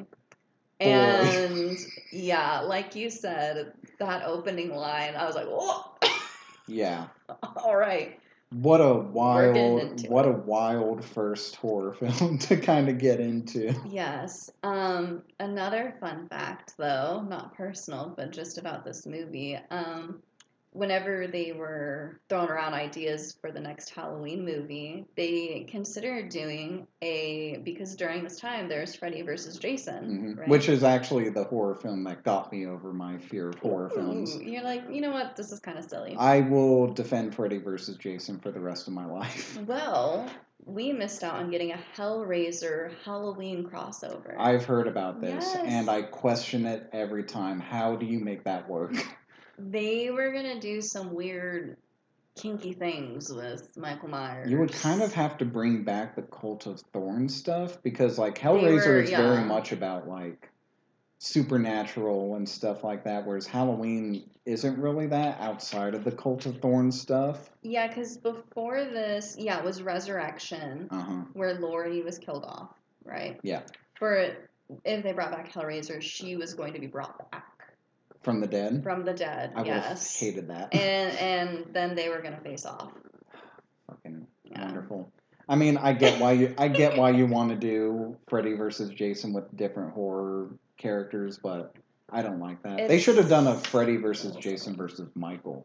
That would have been fun. I would have liked that. All three of them. That would have been nice. I would have liked to see like Michael and Jason face off. Like, I'm not the biggest fan of Jason Voorhees as a killer, but he would have totally kicked Michael's ass. Oh, for sure. He's unstoppable force more than Michael. Anyway, Rob Zombie's Halloween, interesting take on the original, to say the least. Okay, so did you like the whole background that he gave? Because I liked it. I will but say some this, hate it. It is the most interesting part about this movie, and I do like it. Like, exploring Michael's childhood. Granted, I feel like it's too easy of a background to give Michael, to just be like, oh, he grew up in a depraved, like, abusive household, so that's why he became a killer. Yeah. But at the same time, like, it's the most interesting part to try to realistically explain why someone would become a killer like Michael Myers. I will say the second half of the movie It's is just very not as interesting because I was gonna say that. it's just Halloween again. It's just like a shot for shot remake, except basically. for it just has like that Rob Zombie aesthetic over And it. people saying nasty curse words and whatnot all the time. Where they amp up the gore. Yeah, the gore was good. The kills in this are pretty extreme. That was another thing that caught me off guard because like they ramped up the violence. Oh, in by like this 1,000 by compared a lot. to the other ones. Like just watching it in theaters, I was just like, not a lot of the other Halloween movies are as violent as this. I really wish they would have because Rob Zombie wanted to really dive deep with the backstory. Like that's all he wanted to do was kind of like a prequel of Michael's life. And of course, they were like, "No, you're not doing that. You have to do Michael. Halloween. You have to put Michael in there as the killer with the mask." By the way, love this mask. Mask was good. I like it pre-rot, and then like when he like gets it back years later, it also feels very earned. So like if you watch the Friday the 13th remake, like when Jason gets his mask in that movie, it feels kind of just happenstance. He's like, I'm here. He's like, oh, there it is. It's lying on the ground. So he just grabs it and puts it on because Jason has to have that mask. Yeah. And this one, because Michael had it when he was a kid and killed his sister with it, when he gets it years later, it feels like an earned moment. Yeah. Like it feels like genuinely this is like... He's coming home. Yeah, he's here and we're in this. I felt like he was way scarier without his mask. Like when it was just his like hair covering his face. I mean, just, without like, his crazy. mask, he's just Rob Zombie. Exactly. I don't know. Like without the mask, he's not Michael Myers. So I understand why he had to throw on the mask and all of that. But if I saw him in the mask, I'd be like, ooh, scary, you know, like giant masked man coming to me. But then if I saw him without the mask, I'd be like, oh my god. Yeah, terrifying mountain man. Yeah, like he's coming to fucking get me. Other great things, like we talked about with Halloween 2, I love Dr. Loomis in this. I think, controversial take, I like this version of Loomis better than Donald Pleasant's Dr. Loomis, which I like him. I want to put that out. I like Donald Pleasance as Dr. Loomis, but like Malcolm McDowell's just so cool in the role, and he's so like Michael Myers murder. Like you get the sense that he's like youthful and like he's ambitious and stuff like that. I definitely liked that. Whereas when you jump 15 years, you get like he's older, he's more aged. Like you get that through the performance, and I think he does great. He did a really good job. I will say another thing that I loved about this was that love and hate is that Rob Zombie always brings back the exact same people he always does movies with. Bill Moseley's in it for a scene. Sid Haig being one of them. Love seeing him. Yeah. Love him so He's much. only in one scene, though. He is, but I loved seeing him in it. He's got one of my favorite lines where he's just like, don't these kids have anything better to do? Yeah, it's true. Love him. R.I.P. I miss him. Me too. And then one of the sad things was I remember right when I got into this and I saw Danny Trejo's character, I was like, oh God. Oh, I remember where this went. I thought you were going to say, oh, I don't like Danny Trejo. No, I love him. I really like Danny Trejo. I love him so much. And I'll say this about Danny Trejo. He's not a great actor, but he's got a very likable presence, which makes me love seeing him every time. Yeah, I don't think it doesn't matter what he's doing in a movie. Yeah. He's just got a likable presence, and I really like him every time he shows up. And he's great here, and that was so sad. I was like, why, Michael? Mikey. I mean, you gotta establish he's just a ruthless killer. I know why they did it, but I also love Brad Dourif in this. We didn't talk about him really in Halloween 2, but I feel like his character in that movie was great, and I really like him here just calling Dr. Loomis out on his bullshit. Yeah. He's like, you wrote this book out of blood money. Why the fuck am I going to work with you? I mean, true. Yeah. I also like the actress that they got for Laurie Strode. She did great. A different version of Laurie Strode, a little bit more raunchy. She screamed a lot. I Oh remember yeah, that in the second one of Rob Zombie's film. I was like, wow, her throat must have really freaking hurt. she was probably horse after. So I did feel bad horse. though. Horse. It all ties in. I know the white horse. I did feel bad though because I read that Scout saw Jamie Lee Curtis at an award show or something like that, and her and another cast member had went over to her and was like, "Oh my gosh!" Like trying to introduce themselves, tell her how great of a performance she's done, and how like, "Oh, I played Lori in the other ones," and Jamie Lee Curtis kind of was meh. And she said, I've never seen those movies. I don't know who you are. And she kind of just brushed them off. And I I was mean, like, to be that's fair, I kind of don't. sad. It is kind of sad, but at the same time, it's like, why would Jamie Lee Curtis watch those movies? I guess, but I don't know. I guess I'm not an old actress in Hollywood. I would feel like But Jamie Lee Curtis would be like in the same camp as John Carpenter, just being like, it's not really necessary to remake this movie. So I guess so. But then it's like I don't know. Maybe I have more of a heart. also, I love the whole story of Rob Zombie saying that he got blessing from John Carpenter to make this movie, and John Carpenter came out later and said, "No, I didn't." That's so, because I read different things where apparently John Carpenter hated these movies, but then I saw that apparently Rob Zombie got his blessing for it, and I was like, okay, well, what's true and what's not? I'm more inclined to believe John Carpenter because he's an old man now that doesn't give a fuck. Yeah, My favorite thing true. is one of my favorite quotes from him is just like every time they remake one of my movies, I just hold out my hand and a check falls into my hand. Like he's at that age where he doesn't give a fuck. John Carpenter's crazy. I kind of love him I as a love him director. too. He's wild. He's retired from filmmaking, but he's like had a illustrious career since then making music. I love his music. Yeah, I saw that he did a lot of scores for He did the score for Firestarter. yeah. Ooh. Shout out John Carpenter. Shout out John Carpenter. But yeah, pretty solid remake. I feel like it's overly hated. I feel like that too, and people were shitting all over it for the fact that they were doing They the were background story, but it's just like I feel like when you remake they won't let you do anything else. No. But I feel like when you remake a movie as classic as Halloween, You're always gonna get you're always going to get that kind of hate. So True. I get it. But I hold nostalgic love for this movie because, again, first R-rated film that I ever saw in theaters. Despite the fact that I saw it with my mom. Yeah. It was very awkward. Okay, so my number 5 is Halloween 2, 1981.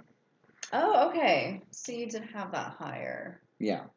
But we went over why you love it. I don't love it. It's flawed. I like it. How it's okay. Yeah, it's pretty okay. Mine is Halloween H2O. Ooh, that's actually higher on my list. I liked it. It was good. I felt like good opening, good pacing. Jamie Lee Curtis is in it. The budget was $17 million and box office was $75 million.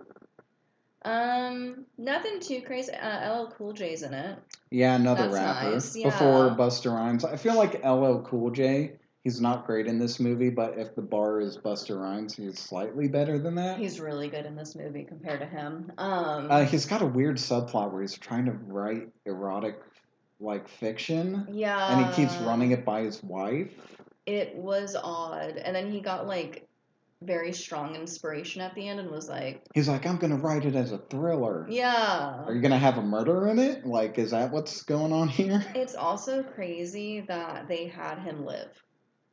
Actually, he was originally supposed to die. Okay, so what happened? LL Cool J wanted to be in a sequel. Oh. So well, I think he put it in his contract that... He wasn't. No.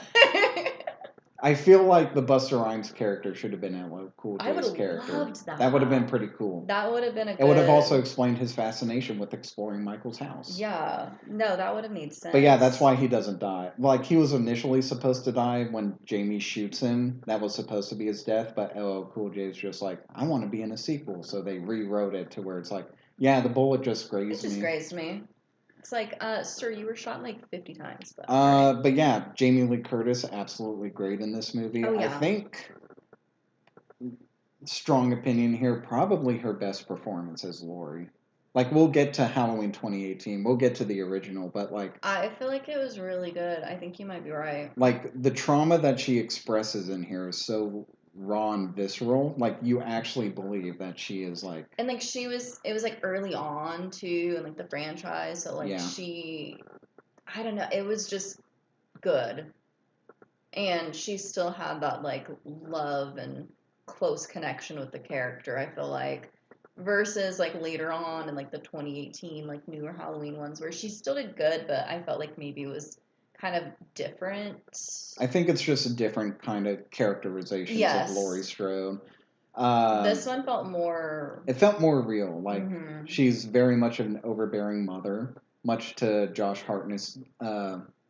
Sorry, what's his name? Josh Hartnett. I think that's Josh it. Hartnett's Just chagrin because he just wants a weekend where he gets to bang his girlfriend. he just wants to bang his girlfriend and But have a with cute that little Halloween haircut, day. That hair, what were they what were you doing, doing? dude?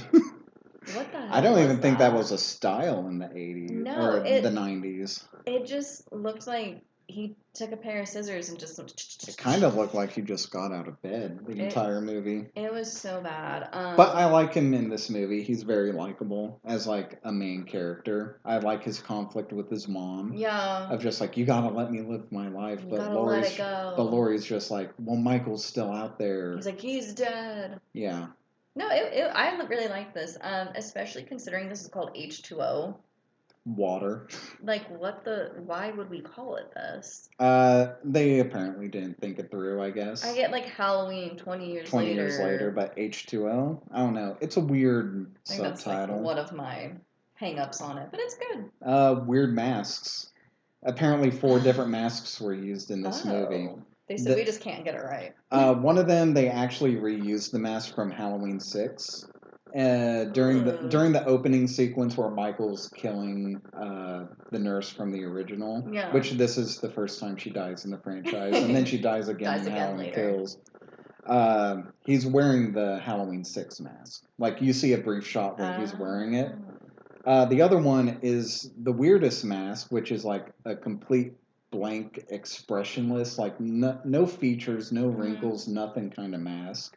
It's like smooth white, and it looks so bizarre to the point that they had to replace it with the third mask, the one that you see throughout, the mime mask, I call it, which has weird large eyes that you see like Michael's eyes throughout. Yes. It's kind of a bizarre mask. I kind of like it in a weird way, but I understand it's got a weird design. And then at one point, there's even a CGI mask. Oh. What is it? The boyfriend that goes into the kitchen to get, what is it? The wine opener? Oh, was that CGI? Yeah, that was a CGI mask. Apparently because they used one of the masks in that scene that was like the blank, like one. And they said, this looks bad. And they were like, this mask looks bad, but like, I guess they couldn't get like the actual mask that they were going to use in time. So when they reshot it, they had to CGI over it with a mask, and it looks horrendous. Oh God! Like, as soon as you notice it, it's like, that is very obviously CGI, and it's awful. But yeah, this acted as the end of the franchise for a few years. Yeah, a couple until Resurrection. It is a very fitting end. Just having Laurie cut Michael's head off feels very. It felt good. It felt right. And I wish they would have just stopped. Like. But again, the Accods will continue the Halloween franchise until there is no more. I'm actually surprised that they like totally massacred Michael's body at the like Halloween ends. I'm very surprised they did that. But I'm sure they're gonna bring him back eventually. Somehow. I was like, we're gonna have to redo this like 5 years from now and be like, well, we're re-ranking them. That's my biggest problem with this franchise. My biggest problem with this franchise, we haven't really talked about it all that much, but every time they make a bad one, they just restart over and over again. So like they do. They're like, let's scrap all of that. Just start over. Yeah. So it's like, yeah, Halloween ends with like a definitive ending as well. But, like, what are they going to do? Are they going to reboot it again? Are they going to retcon to be like, that wasn't Michael's body? Yeah. It was someone else? It was someone else, you guys. It was the plumber from down the street. God damn it. I don't. They will not let Halloween die. But yeah, H2O, it felt like a fitting end to the franchise. It's a shame that they continued, but yeah, pretty solid. It was good. So, Yeah. all right, my number 4 is actually Rob Zombie's Halloween, 2007. That is high on your list. Yeah. I like that. You ready for this? I actually am ready for this. Halloween 3. Season of the Witch. Okay. Batshit crazy movie. I liked it. And I liked... So, Halloween, just as a franchise... Well, not really as a franchise. The first Halloween, John Carpenter wanted it to be like an anthology series. Yes. And he wanted a different story for each Halloween movie. Which, I love that idea. I love it. It's a shame that they picked this script for it. Yes. It's a shame that they wanted him to make a sequel to Halloween just because of how profitable it was. Yeah. So then when he made this third one, people were like, well, where's Michael? Like, I don't understand. I think I was like that as a kid too when I first Yeah. watched this, where I was just like, where's Michael? I feel like if he wanted that, he should have renamed the first Halloween like Halloween, the Michael Myers story or the Myers story, or something different. I don't know, because now every other movie that has Halloween in it has to have Michael. It has to because of this movie. Because of this. And yeah, Season of the Witch, I dug it. I thought it was kind of a cool concept. Apparently the original ending was supposed to be, because at the end he's trying to stop the broadcast from happening. It's an Invasion of the Body Snatchers ending. I love Invasion of the Body Snatchers, by the way. Me too. It's so good. And so he's calling all the news stations or the TV stations or whatever, and he's like, turn it off, stop it, stop it. All three stations, yeah. And there's one left, and he's like, get it off the air. Turn it off. Stop it. Stop it. And then it cuts, right, on his stop it. Well, the original ending was it would cut to black, and then you would hear the screams of children. Okay. I liked that. I like a dark ending. But apparently, test audience thought that it was too sad. I mean, yeah, I don't think audiences back then were ready for it. Yes. So they switched it to where they didn't have the screams, and so it left it kind of open-ended to where you don't know if he stopped it or not. Yeah. And which I guess is a way that you could go. Yeah, and the actor said he preferred that because he said that he enjoyed the hope that it gave him that he was able to save those children. Let's talk about the lead actor of this, Tom Atkins. What a weird protagonist to have, because he's like a divorced man, a drunkard, who like just kind of stumbles upon this whole conspiracy going on. Well, he's a doctor. Yeah, a doctor, right? But like so you could just take all this time off from being your doctor duties? Also, as a doctor, why do you care? Yeah. Well, he cares because he wants to bag the daughter. He wants some tail. Which, like, she's like half his age. Yes, and it's so weird. It's so weird when they have that scene in the hotel. So gross, because I think that at this point they're already naked or half naked, and then he says, "How old are you?" Little too far in. Too late. A little too fucking late to ask that question. What a funny line when like his character's just like, well, you can sleep on the ground. We don't have to sleep. And then she's just like, where do you want me to sleep? Bro. It's like, where do you want to sleep, doctor? Disgusting. But no, like also just the batshit plot of this of just like, so the owner of this factory is making Halloween masks, and his whole plot is just like he's part of an Irish cult that just wants to sacrifice children, as many children as he can, I guess. It's nationwide. Yes. But he makes his mask with like a microchip in the back of it with a piece of Stonehenge. Yes. The Stonehenge this was wacky. It's so bizarre. It's such a bizarre And like film. apparently like when the signal from the TV hits this chip, it like melts the kids' faces and like has them spew crickets and snakes and shit like that. The crickets and snakes were very interesting because at first I thought that it just turned them into the thing that like if you have because there's a skeleton mask, a witch mask, and a pumpkin one.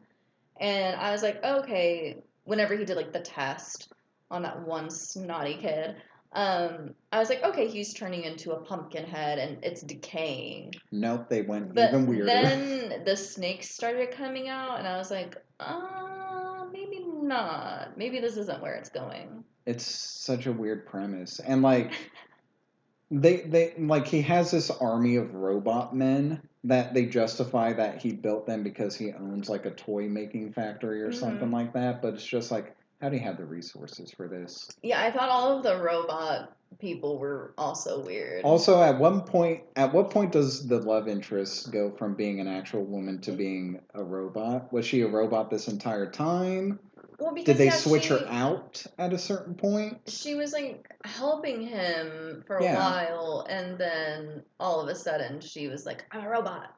It's very much they wanted to go for that Invasion of the Body Snatchers twist, but it makes no logical sense. That's such a good movie. It very much is. We're going to have to talk about both the 1950s movie and the 70s movie. I love both. I haven't seen the original one, the 50s one, and I've been looking for an excuse. The original's pretty good. It's I guess a little bit of a spoiler. It's more hopeful than the 70s one. Oh, interesting. I love the 70s one because it was so and that's why I kind of wanted this to also be less hopeful. Yeah.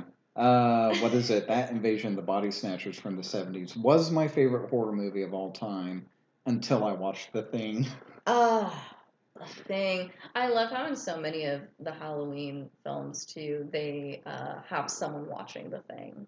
Yeah, I love that in the original, just like Jamie Lee Curtis is just watching The Thing with John Carpenter there just being like, I'm going to make this movie eventually. Then it's going to flop at the box office. Oh, poor thing, because of freaking E.T. Poor thing. But yeah, no, what a wild movie to be like you want to launch this idea of being an anthology series, and this was the script you picked. This was it, yeah, and apparently after this third film flop, he went ahead and sold the rights. And it was Halloween. It was the movie that Mustafa Akkad was just like, we cannot make another because it flopped at the box office. So it was like, no more movies without Michael Myers. It's why the fourth one is titled The Return of Michael Myers. To make sure that audiences know, hey, Michael is in this one. Yeah, it's like they specifically had to put his name in it, and for this one, the budget was $4.6 million. That's kind of low for this. The box office was $14.4 million. Yeah, it definitely didn't do well. No, and like I said, compared to the other films, this one did pretty bad. Mm-hmm. And people dragged it across glass. It was heavily panned at the time. I think even a lot of people nowadays don't like this film. No, and even when I started watching all the Halloween franchise a couple years ago, I was going through them. I remember getting to this and being one of those people so confused and saying, "Where's Michael?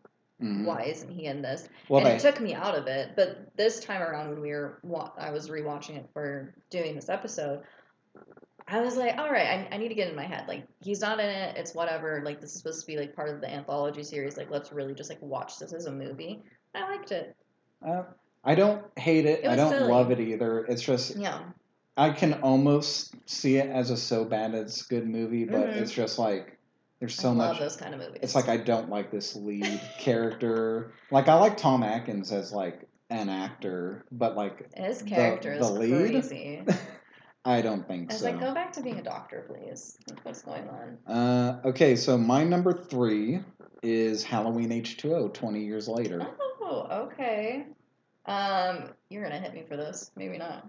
My third one is the original Halloween. Oh my gosh. He's gonna hit me. Oh no. He's gonna hit me, everyone. No, I'm not going to. Okay, well, I guess to put a little bit of spoiler, Halloween, the original, is my number Is one. your number one? Yep. It's in my top 20 favorite movies of all time, actually. I think, okay. So budget was 300,000 ish, around there. 20 days to shoot, which is very impressive. Box office was, I got two different box office numbers. Don't know which one's true. I have a 47 million and a 70 million. 70 million sounds probably closer to what it was. Yeah, because I think one was IMDb, whatever. Yeah. And the other one was from Wiki, so I didn't know which one to believe. But I think 70 million sounds a little more correct. But only for a $300,000 budget is actually wild. Yeah, it was the highest grossing independent film of all time until Blair Witch came around. Yes. And I rated this at my number 3 mainly just because of the fact that it's a little slow. I understand that criticism. To me, I feel like it enhances the horror, just that build up. Because the characters in this feel very real. Yes, very real. Everything's iconic in it. You get the iconic opening, the soundtrack of the... Oh my god, the theme. Yes. We haven't talked about any of the Halloween themes throughout all of this, but John Carpenter, usually for all of his movies, he does his own theme. Mm-hmm. And I think when he made this movie, initially he made it without a score. He was going to have the whole movie just without a score. Interesting. But apparently it tested poorly, no one found it scary. So he came up with this score that's just so simple. It's it's so good. Any of those actual songs in the soundtrack are no more than just 4 notes. Yeah. Pretty much. But it's so effective. It builds atmosphere and tension even when, like you said, scenes are kind of slow. Or a little slower, yeah. No, it was good. I also thought Dr. Loomis was a little funny because he's very dedicated to his job. Very much so, but not very observant because, near the end of the... he's standing outside of the Myers house for most of this movie, and, near the end towards the climax, Dr. Loomis is just standing there looking around at the house, and then he just looks across the street, and there's Michael's car right over there. There's his car. You didn't see that this entire time? There he is. I also don't appreciate that there is some dog deaths. There's a couple animal deaths in some of these. There's only one that we see, but yes, there's a couple dogs that die in this movie. But I think it very much strongly puts in how dehumanizing Michael is, that he can just see a dog and just kill it. He just kills anything that's in his path, which makes Michael terrifying, in my opinion. And I also thought just the whole him, killing when he was younger, going into this institution, escaping, and then he's still just wanting to kill after all these years. I'm like, wow. And what a dude. What a man. Take notes, Jeffrey Dahmer. And then it just took halfway through the movie for another kill. This is definitely one of the Halloween films that's a lot. It's not very gory whatsoever. They have very little blood in this movie, but I kind of appreciate that. It's very much more about the thrill and the suspense. It's about building tension. Yes. And just Michael can come out of any corner at any time is the main focus of everything. And in fact, there are moments in this movie where Michael just appears in a corner. That shot through the door of just the mask kind of materializing in there. That was a good God, shot. Brilliant. I don't feel like that shot is talked about enough when talked about Halloween, but that's so amazing. No, it was good. And then the iconic closet scene where he's just freaking banging the door down and Laurie's in the closet. I love how Laurie's plan didn't work. She was just I'm going to open the window to make it seem like I jumped out the window, and Michael clocked it immediately. He's just you're in the damn closet. You're in the closet. He's like, I freaking know you. It's good. Just a little slow for me. If I'm looking at this as a movie standpoint where I'm going to watch this again, ranking it wise, it's number 3. All To iconic. me, obviously, it's number 1. Yeah. Like, it started the whole thing. it's so well shot. John Carpenter is like, it's not his peak. Like, the thing is his peak, but like he is in top shape here. Like, his cinematography, he's able to build tension even in moments that are very slow. Great performance from Jamie Lee Curtis. Not her best performance, but like, it was really good. You can see the talent that is there. She was coming up. I mean, this was like her first major film. I think she was in one other film before. I can't remember. Possibly, but this is the first film This is her breakout. Yeah. And she like knocked it out of the park. Donald Pleasance is really good. He's not my favorite Loomis, but like I love his performance in this. I can't say like enough nice things about the original Halloween. Like, this is amazing. Watched it for the first time when I was a kid, and I just have loved it ever since. Like, iconic, amazing, the original. Love it. Love it. Okay, so my number 2 is Halloween 2018.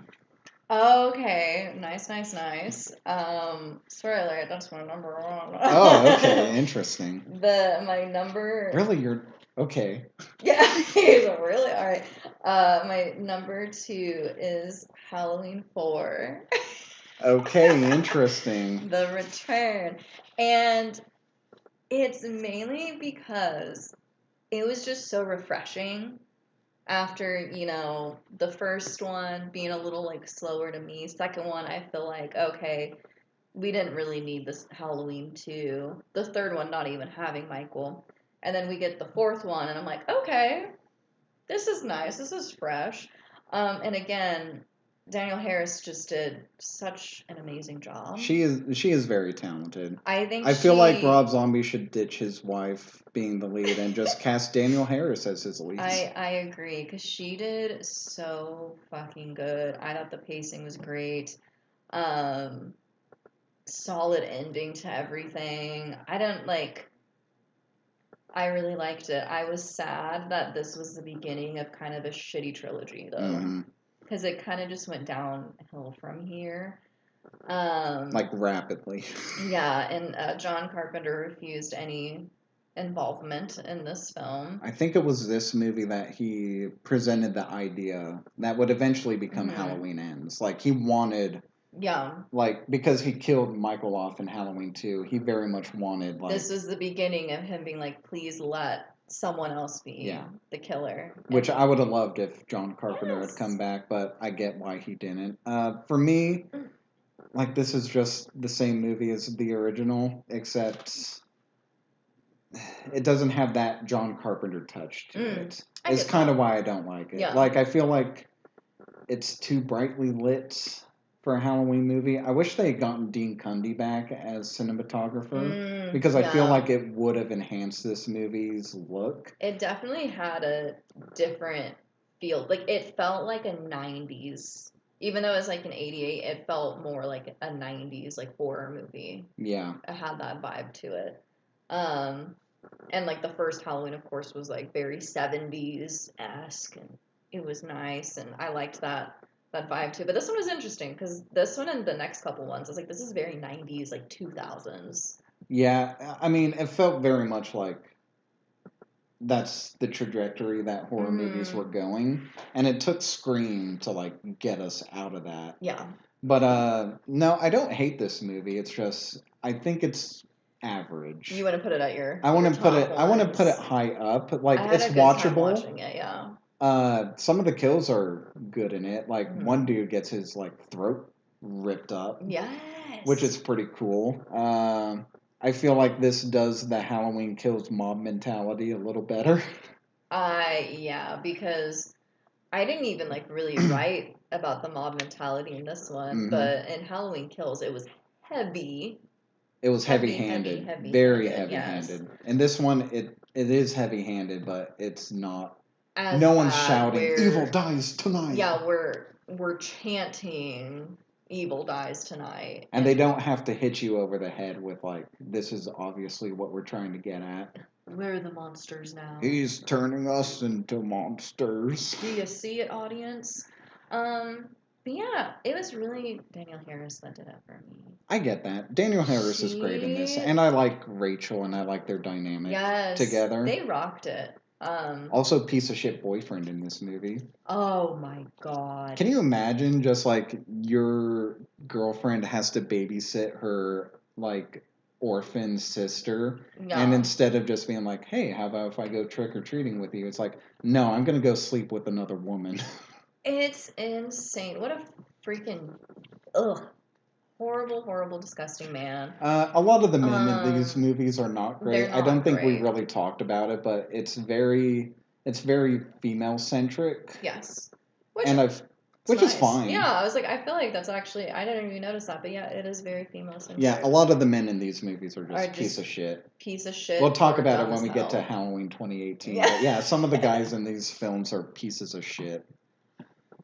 Okay, well. I was going to say we're about to get to 2018, but first, you're number one. Well, yeah. My number one, obviously, is the original Halloween. For me, it's like, how could it not be? Yes. Mine is the Halloween 2018 one. That is very interesting to have at your number one. And maybe it's because of the fact that I hadn't seen this one. This is one of the ones that the kills and ends were new to me watching before this episode. I just really liked it. I liked where they went with the story. I thought it was fun. The kills were good. That's true. The gore. I appreciated that they were just like, nope, Laurie and Michael are not related. Yes, I loved how they handled that too, where one of her friends was saying, like, well, like, isn't your mom, like, his brother or something? No, like, that's No, not that true. was just a rumor. Or, like, her grandma, I guess. Something like that. That's just a rumor that got spread around, and I enjoyed that because the whole brother-sister thing was a little weird. Anyways, like you said, it was a drunken stupor that John Carpenter was on. Yeah, so it didn't he was even like, make I any sense. had no ideas for this, so... But this one did really well. $10 million budget and $259.9 million in the box office. Yeah, it revived the Halloween franchise. Yeah, because, like, after Halloween 2, it was dormant for 9 years. For a long freaking time. And I think everyone was just hyped, which I was surprised. Everyone was super hyped. I mean, I was hyped at the time. Yeah. I saw this, I think, opening day. I feel like I was that excited for this movie. I just saw it and I was like, ugh, another Halloween movie. And I didn't even... See, to me, like, I initially thought that. I was like, why are we doing Halloween again? I think it was one of the trailers that I saw. I was just like, okay, there's promise here. And the fact that they removed, like, they were just like, no, this is direct from the original. Like, it just got me more excited for it. Hell yeah. I was like, yes. But this was the highest grossing Halloween film in its opening weekend. Nice. Fun fact. I feel like deservedly so. This movie for me is not perfect. I feel like there's weird comedic moments in it. I like those weird comedic moments. Fair enough. Like when you have the father just being like, I got peanut butter on my penis. I was just like, huh? Yeah, no. Like we said, the men in this movie, this franchise, they're kind of just pieces of shit. The boyfriend in this movie is also awful. Yes. He throws her phone in. Into what the fuck is that? Is it like guacamole? I can't tell what it is. Is it some kind of dip? It would make more sense if it was punch. Like, you know, because they're at a dance. But it was like thick like pudding. Yeah, and I was like, okay. I didn't know what it was. Like, is it like queso? It kind of looks like queso. Maybe. He immediately was gaslighting her, being like, I don't know what you think you thought you saw. It's like, baby girl, she saw you kiss, making out with another the girl. cheetah lady that's over there. Like, don't even. So weird to have this character be this much of, like, a piece of shit, and then, like, he disappears for the rest of the movie. Mm-hmm. And then comes back in the next one. He comes back in the next one. They kind of redeem him. I kind of like his character better in Halloween Kills. But I was like, man, she forgives him very quickly. Same night. Yeah, the same night where she just hugs him. I mean, I guess she almost was murdered. She's got bigger things on her mind. Yeah, she's like, you know what, you're forgiven. You know what? I almost got killed fry. by that dude with the white mask over there. I guess you fucking another girl is fine. It's at the bottom of my list. Like, I forgive you. The most brutal Michael in all of it. One of my criticisms at the time, and I still think it's a criticism of mine, is this is a direct sequel to the original. Mm-hmm. The brutality that Michael has almost feels out of character for him. I get that. Like if you think about the kills, he does in the original, like he strangles Annie and then just slits her throat. Mm-hmm. He strangles Linda. He pins Bob up to the wall. Mm-hmm. And they feel bloodless. They feel relatively tame. But in this one, it's like Michael literally stomps a dude's head mm-hmm. and like crushes it. He carves a dude's face into a pumpkin. And it's just like, it almost feels out of character for Michael. I get that. If you just go from the original to this, it's like... because that's what it was meant to be. It's like he feels a lot more brutal in here. But like, the actor that they got to play Michael in this, his name is like... I can't remember what it is. It's like Courtney something. Courtney. Shout out. Like, he's probably my favorite version of Michael outside of the original because I feel like they got his mannerisms right. Oh, yeah, he did. James Jude Courtney. James Jude Courtney, there it is. But yeah. His mannerisms were good. I really enjoyed, like, the gore. I love some good gore, but you're right, it was a little out of character. John Carpenter said that he wanted to make this the 10th sequel, which is crazy. There's 13 of these fucking movies. He wanted to make it the scariest of them all. Isn't it a shame that Halloween was able to get to 13 entries, but Friday the 13th is forever stuck at 12? Oh, that's rough. Mm-hmm. A missed opportunity. Bring that back. one more time. I think Friday the 13th is stuck in legal rights right now. Oh, well, that's too bad. But yeah, interesting. John Carpenter wanted this one to be... the scariest of them all. I think that's why he really heightened things up. They wanted to do things that none of the other sequels had done before, which is probably why a lot of the kills were a little out of character. Brutal. Yeah. Like he literally rips like teeth out of a guy. They wanted it to be a lot different. So that's why John Carpenter agreed to sign up to be the executive producer. I do like that John Carpenter came back, not only to produce it, but he did the score to this. Yeah. This is probably my favorite score outside of the original. Because like the synth in it, like John Carpenter does synth so well. He does the synth. He's down with the synthness. I don't know if anyone will like that joke as much as I do. It was good. But no, like John Carpenter always nails it with his soundtracks, and I feel like he's on top game here. Not only does he do the soundtrack, but apparently it's done with his like son as well, Cody Carpenter. Oh, which, nice. By the way, great on you, John Carpenter, naming your son Cody. I like it. Cody's such a good There's name. not enough Codys in Hollywood, I feel like. Anyway, I'm saying hire me. Please. But no, it's a very solid outing, like, in comparison to all the other sequels to Halloween that have come out, like, this is actually pretty good. Really good. I enjoyed it a lot. I felt like it made me excited to finish out, like, ending the new trilogy that they had going on. Even though the next couple... I do feel like ends were a little crazy. I do feel like this should have been the end.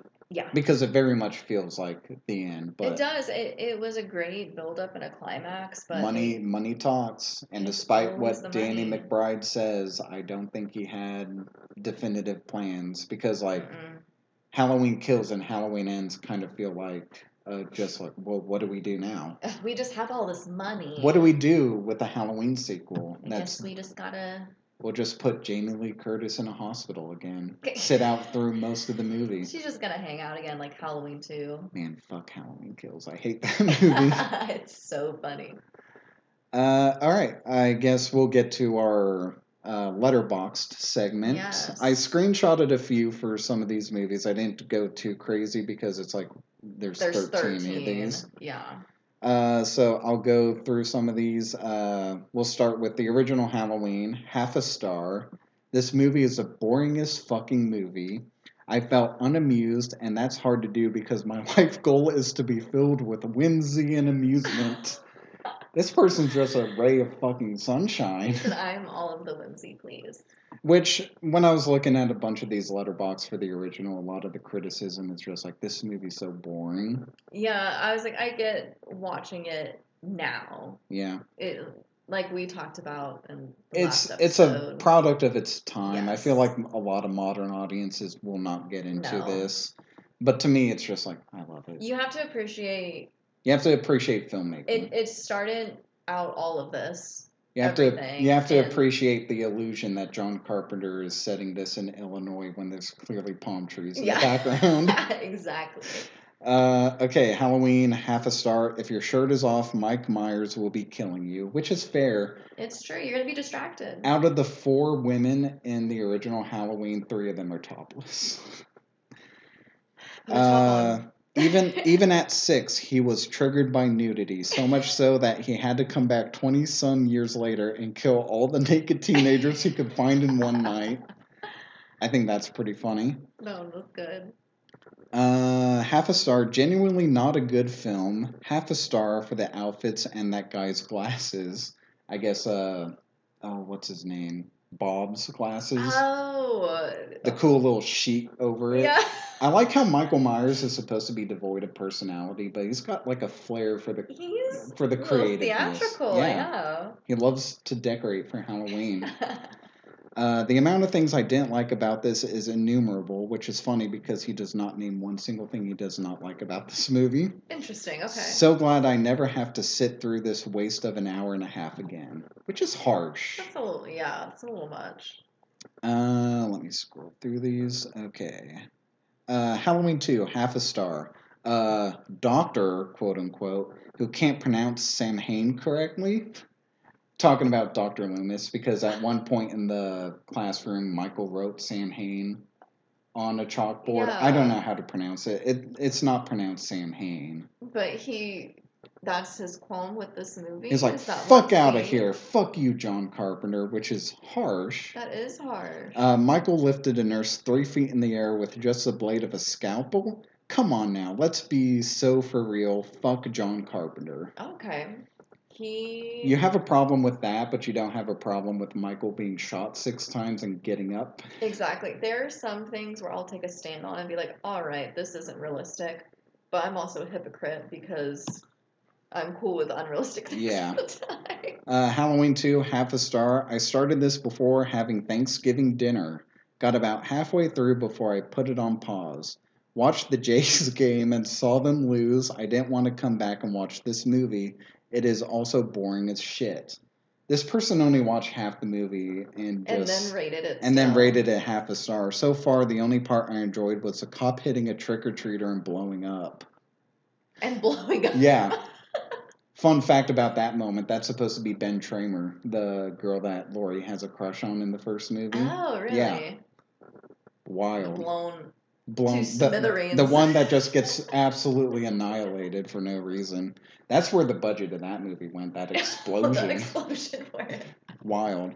I started watching the most recent Jurassic World, and I was quite enjoying that, so I turned off Halloween and just picked back up with Jurassic World. Oh, well, I mean, understandable. Yeah, but Jurassic World? Jurassic World's a little... It's not good. Well, that first one's... The first one's decent. I do like the first one. If we ever talk about Jurassic Park... Oh... I would love to talk about... I love Jurassic Park. The Jurassic Park franchise. We'll rank that next. Well, I don't know. What are we doing? We need to figure out what we're doing next. We can talk about it. Yeah. Not here, sorry. I have ideas. Okay. Let's see. Halloween 3, Season of the Witch, 3 stars. Michael Myers was pregnant that year, so the filmmakers had to improvise. Was pregnant that year. I like that one. I love that as just Michael was just unavailable for this time. Because he was on maternity leave. Pretty funny.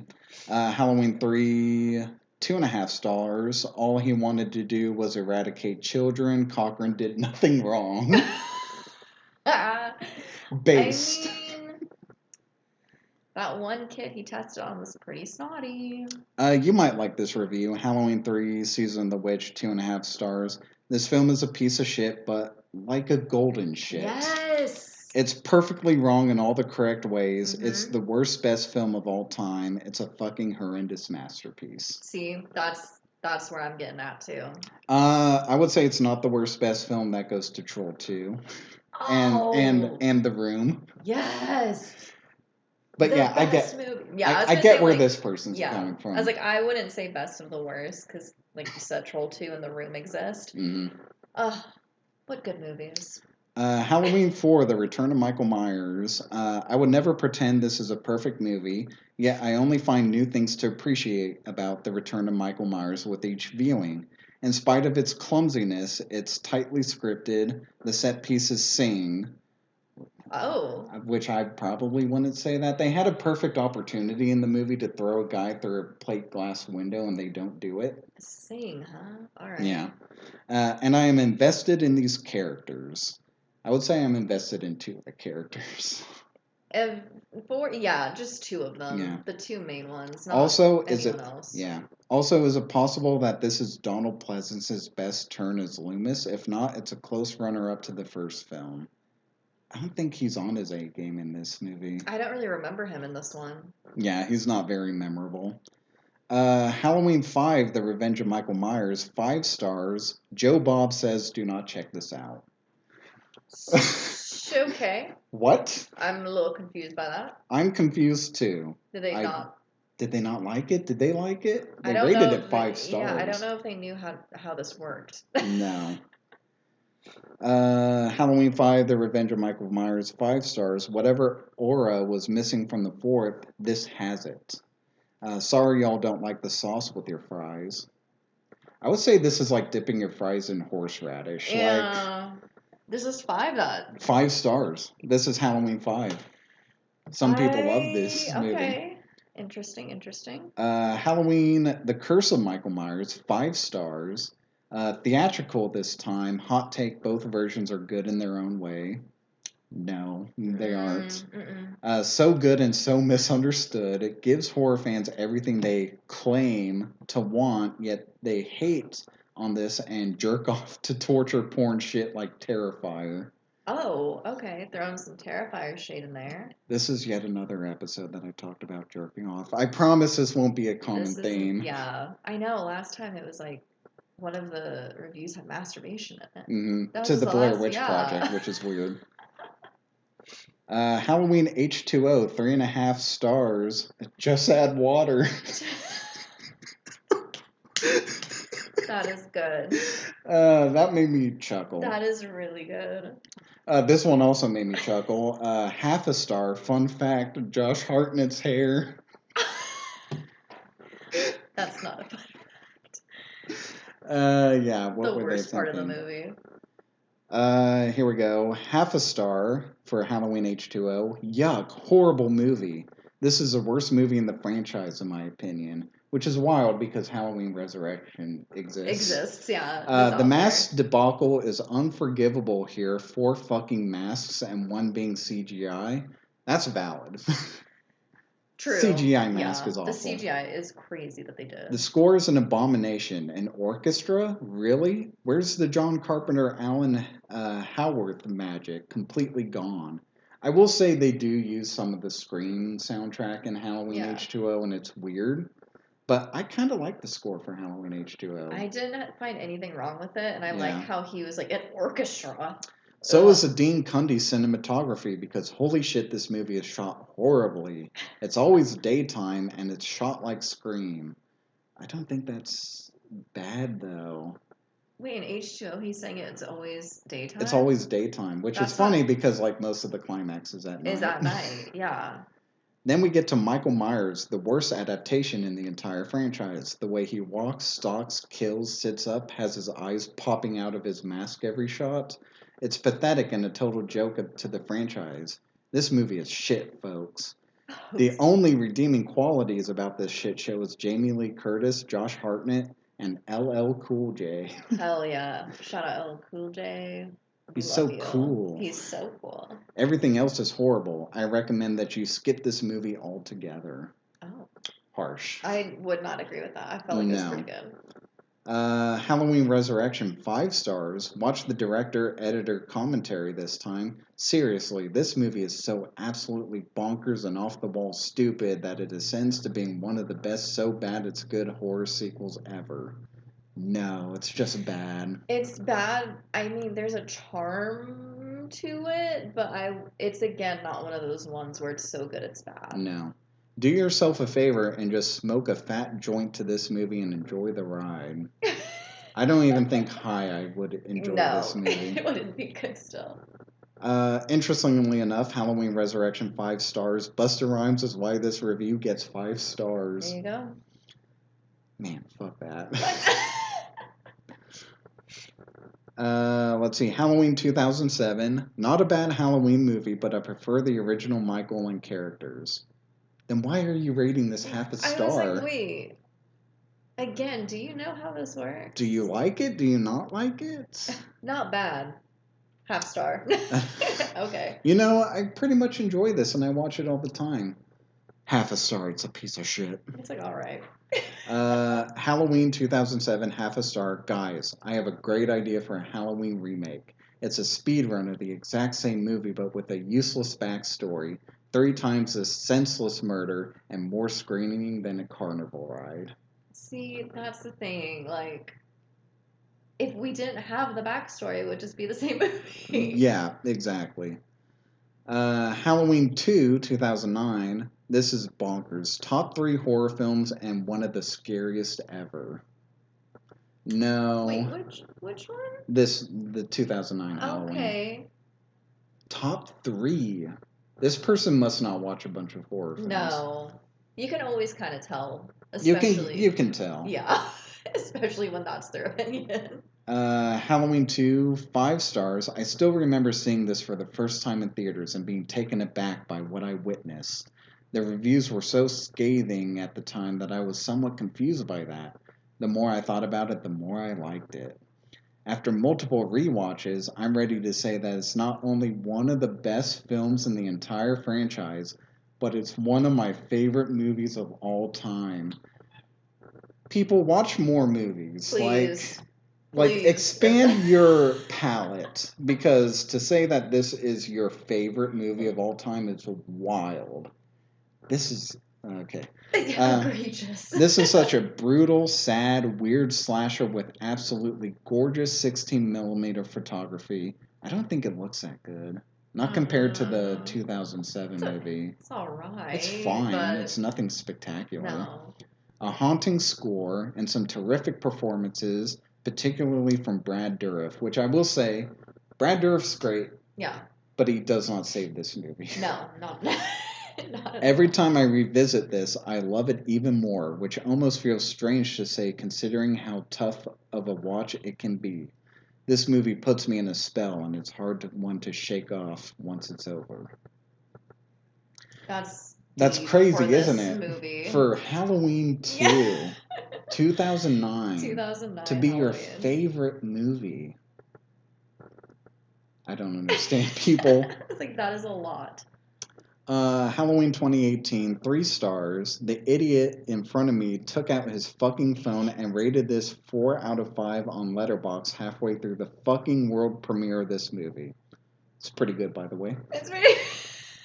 So this person had grievance with the guy who sat in front of him and decided to write a review.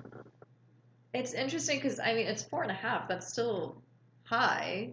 Actually, it's 3 stars. Oh, the person, okay. The person in front of him rated it a 4 out of 5. Okay. Oh, okay, interesting. Yeah. All right. Crazy. Halloween 2018, half a star, takes a cake for the worst movie ever made in the whole entire world. I choked on my water. Again, people, watch more movies. This is not the worst. People are a little dramatic. I'm realizing this. They very much so are. Halloween 2018, half a star. Michael Myers is easiest killer to survive. He walks. I don't know how anybody could die from him and his weapons. They do. They show you. They very much show it. A damn butcher knife. Like, get a gun. He's dead in the blink of an eye. They show you why that doesn't work. Loomis shot him 6 times in the Yeah. original and it did nothing. What are you talking about? This guy even watched the movie. I think this is the last one that I have for Halloween 2018. Half a star. I've never been so enraged at a film's stupidity. This ruined my entire Halloween. The half star is for Vicky's sake. Who is Vicky? I was like, who's Vicky? There is no character in this movie named Vicky that I can remember. I was like, did I miss a character? Okay, I don't think so. Halloween Kills, 5 stars. I really liked Malignant, and this gave me the same vibes, but with Mike Myers. I don't know if you've ever seen Malignant. It's the James Wan movie that came out in 2021 about, like, the killer cancer. Yes, Okay. I did watch that. This movie is nothing like that movie. Not in tone, not in style. What the hell are they talking about? I don't know. I don't know what they're on.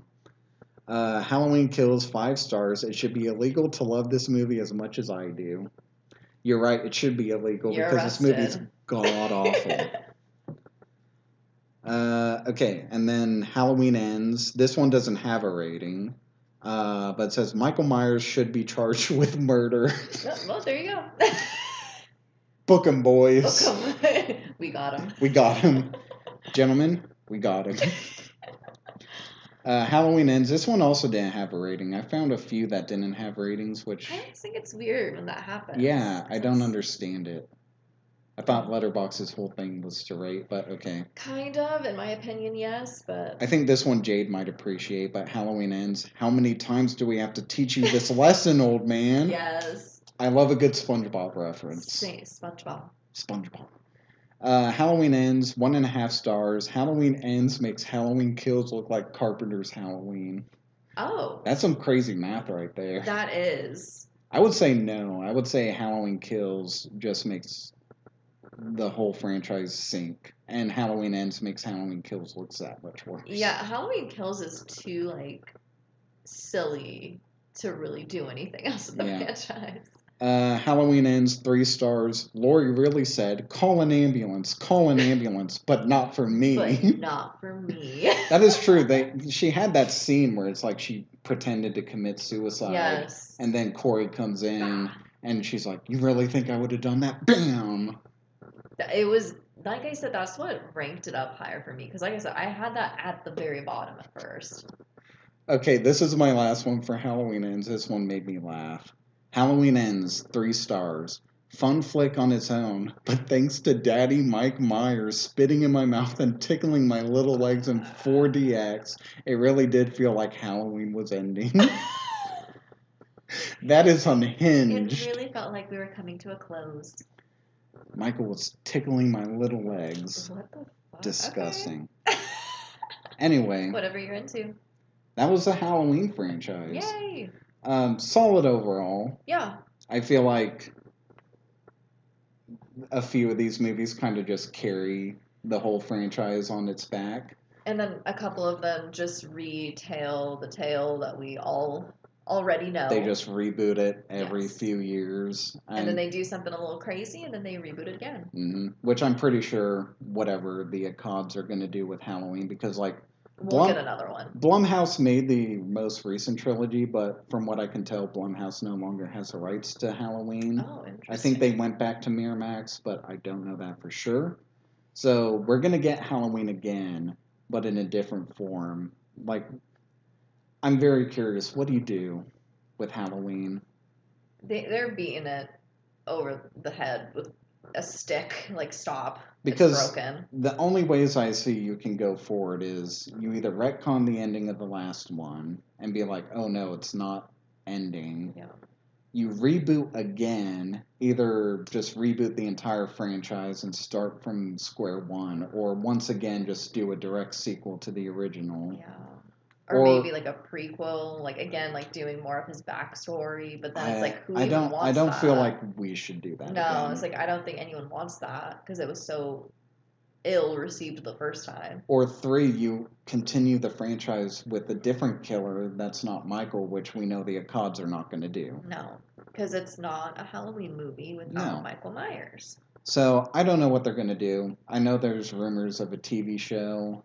Oh, they do that a lot now. I mean, with like the Chucky Yeah. series, I mean, and then Friday the 13th is getting a Pamela Voorhees TV show. oh, interesting. Well, Welcome to It Derry is now a TV show, which I need to watch. I know, I like it. I'm gonna wait till it's all out and then binge it. Yeah, I enjoy doing that more. But yeah, I guess that seems to be what they're gonna do with Halloween. We'll get another one eventually. Yeah, Give it a couple years. I don't really want it myself, but No. maybe they can do something. Maybe they can do something new. We'll see. We'll see.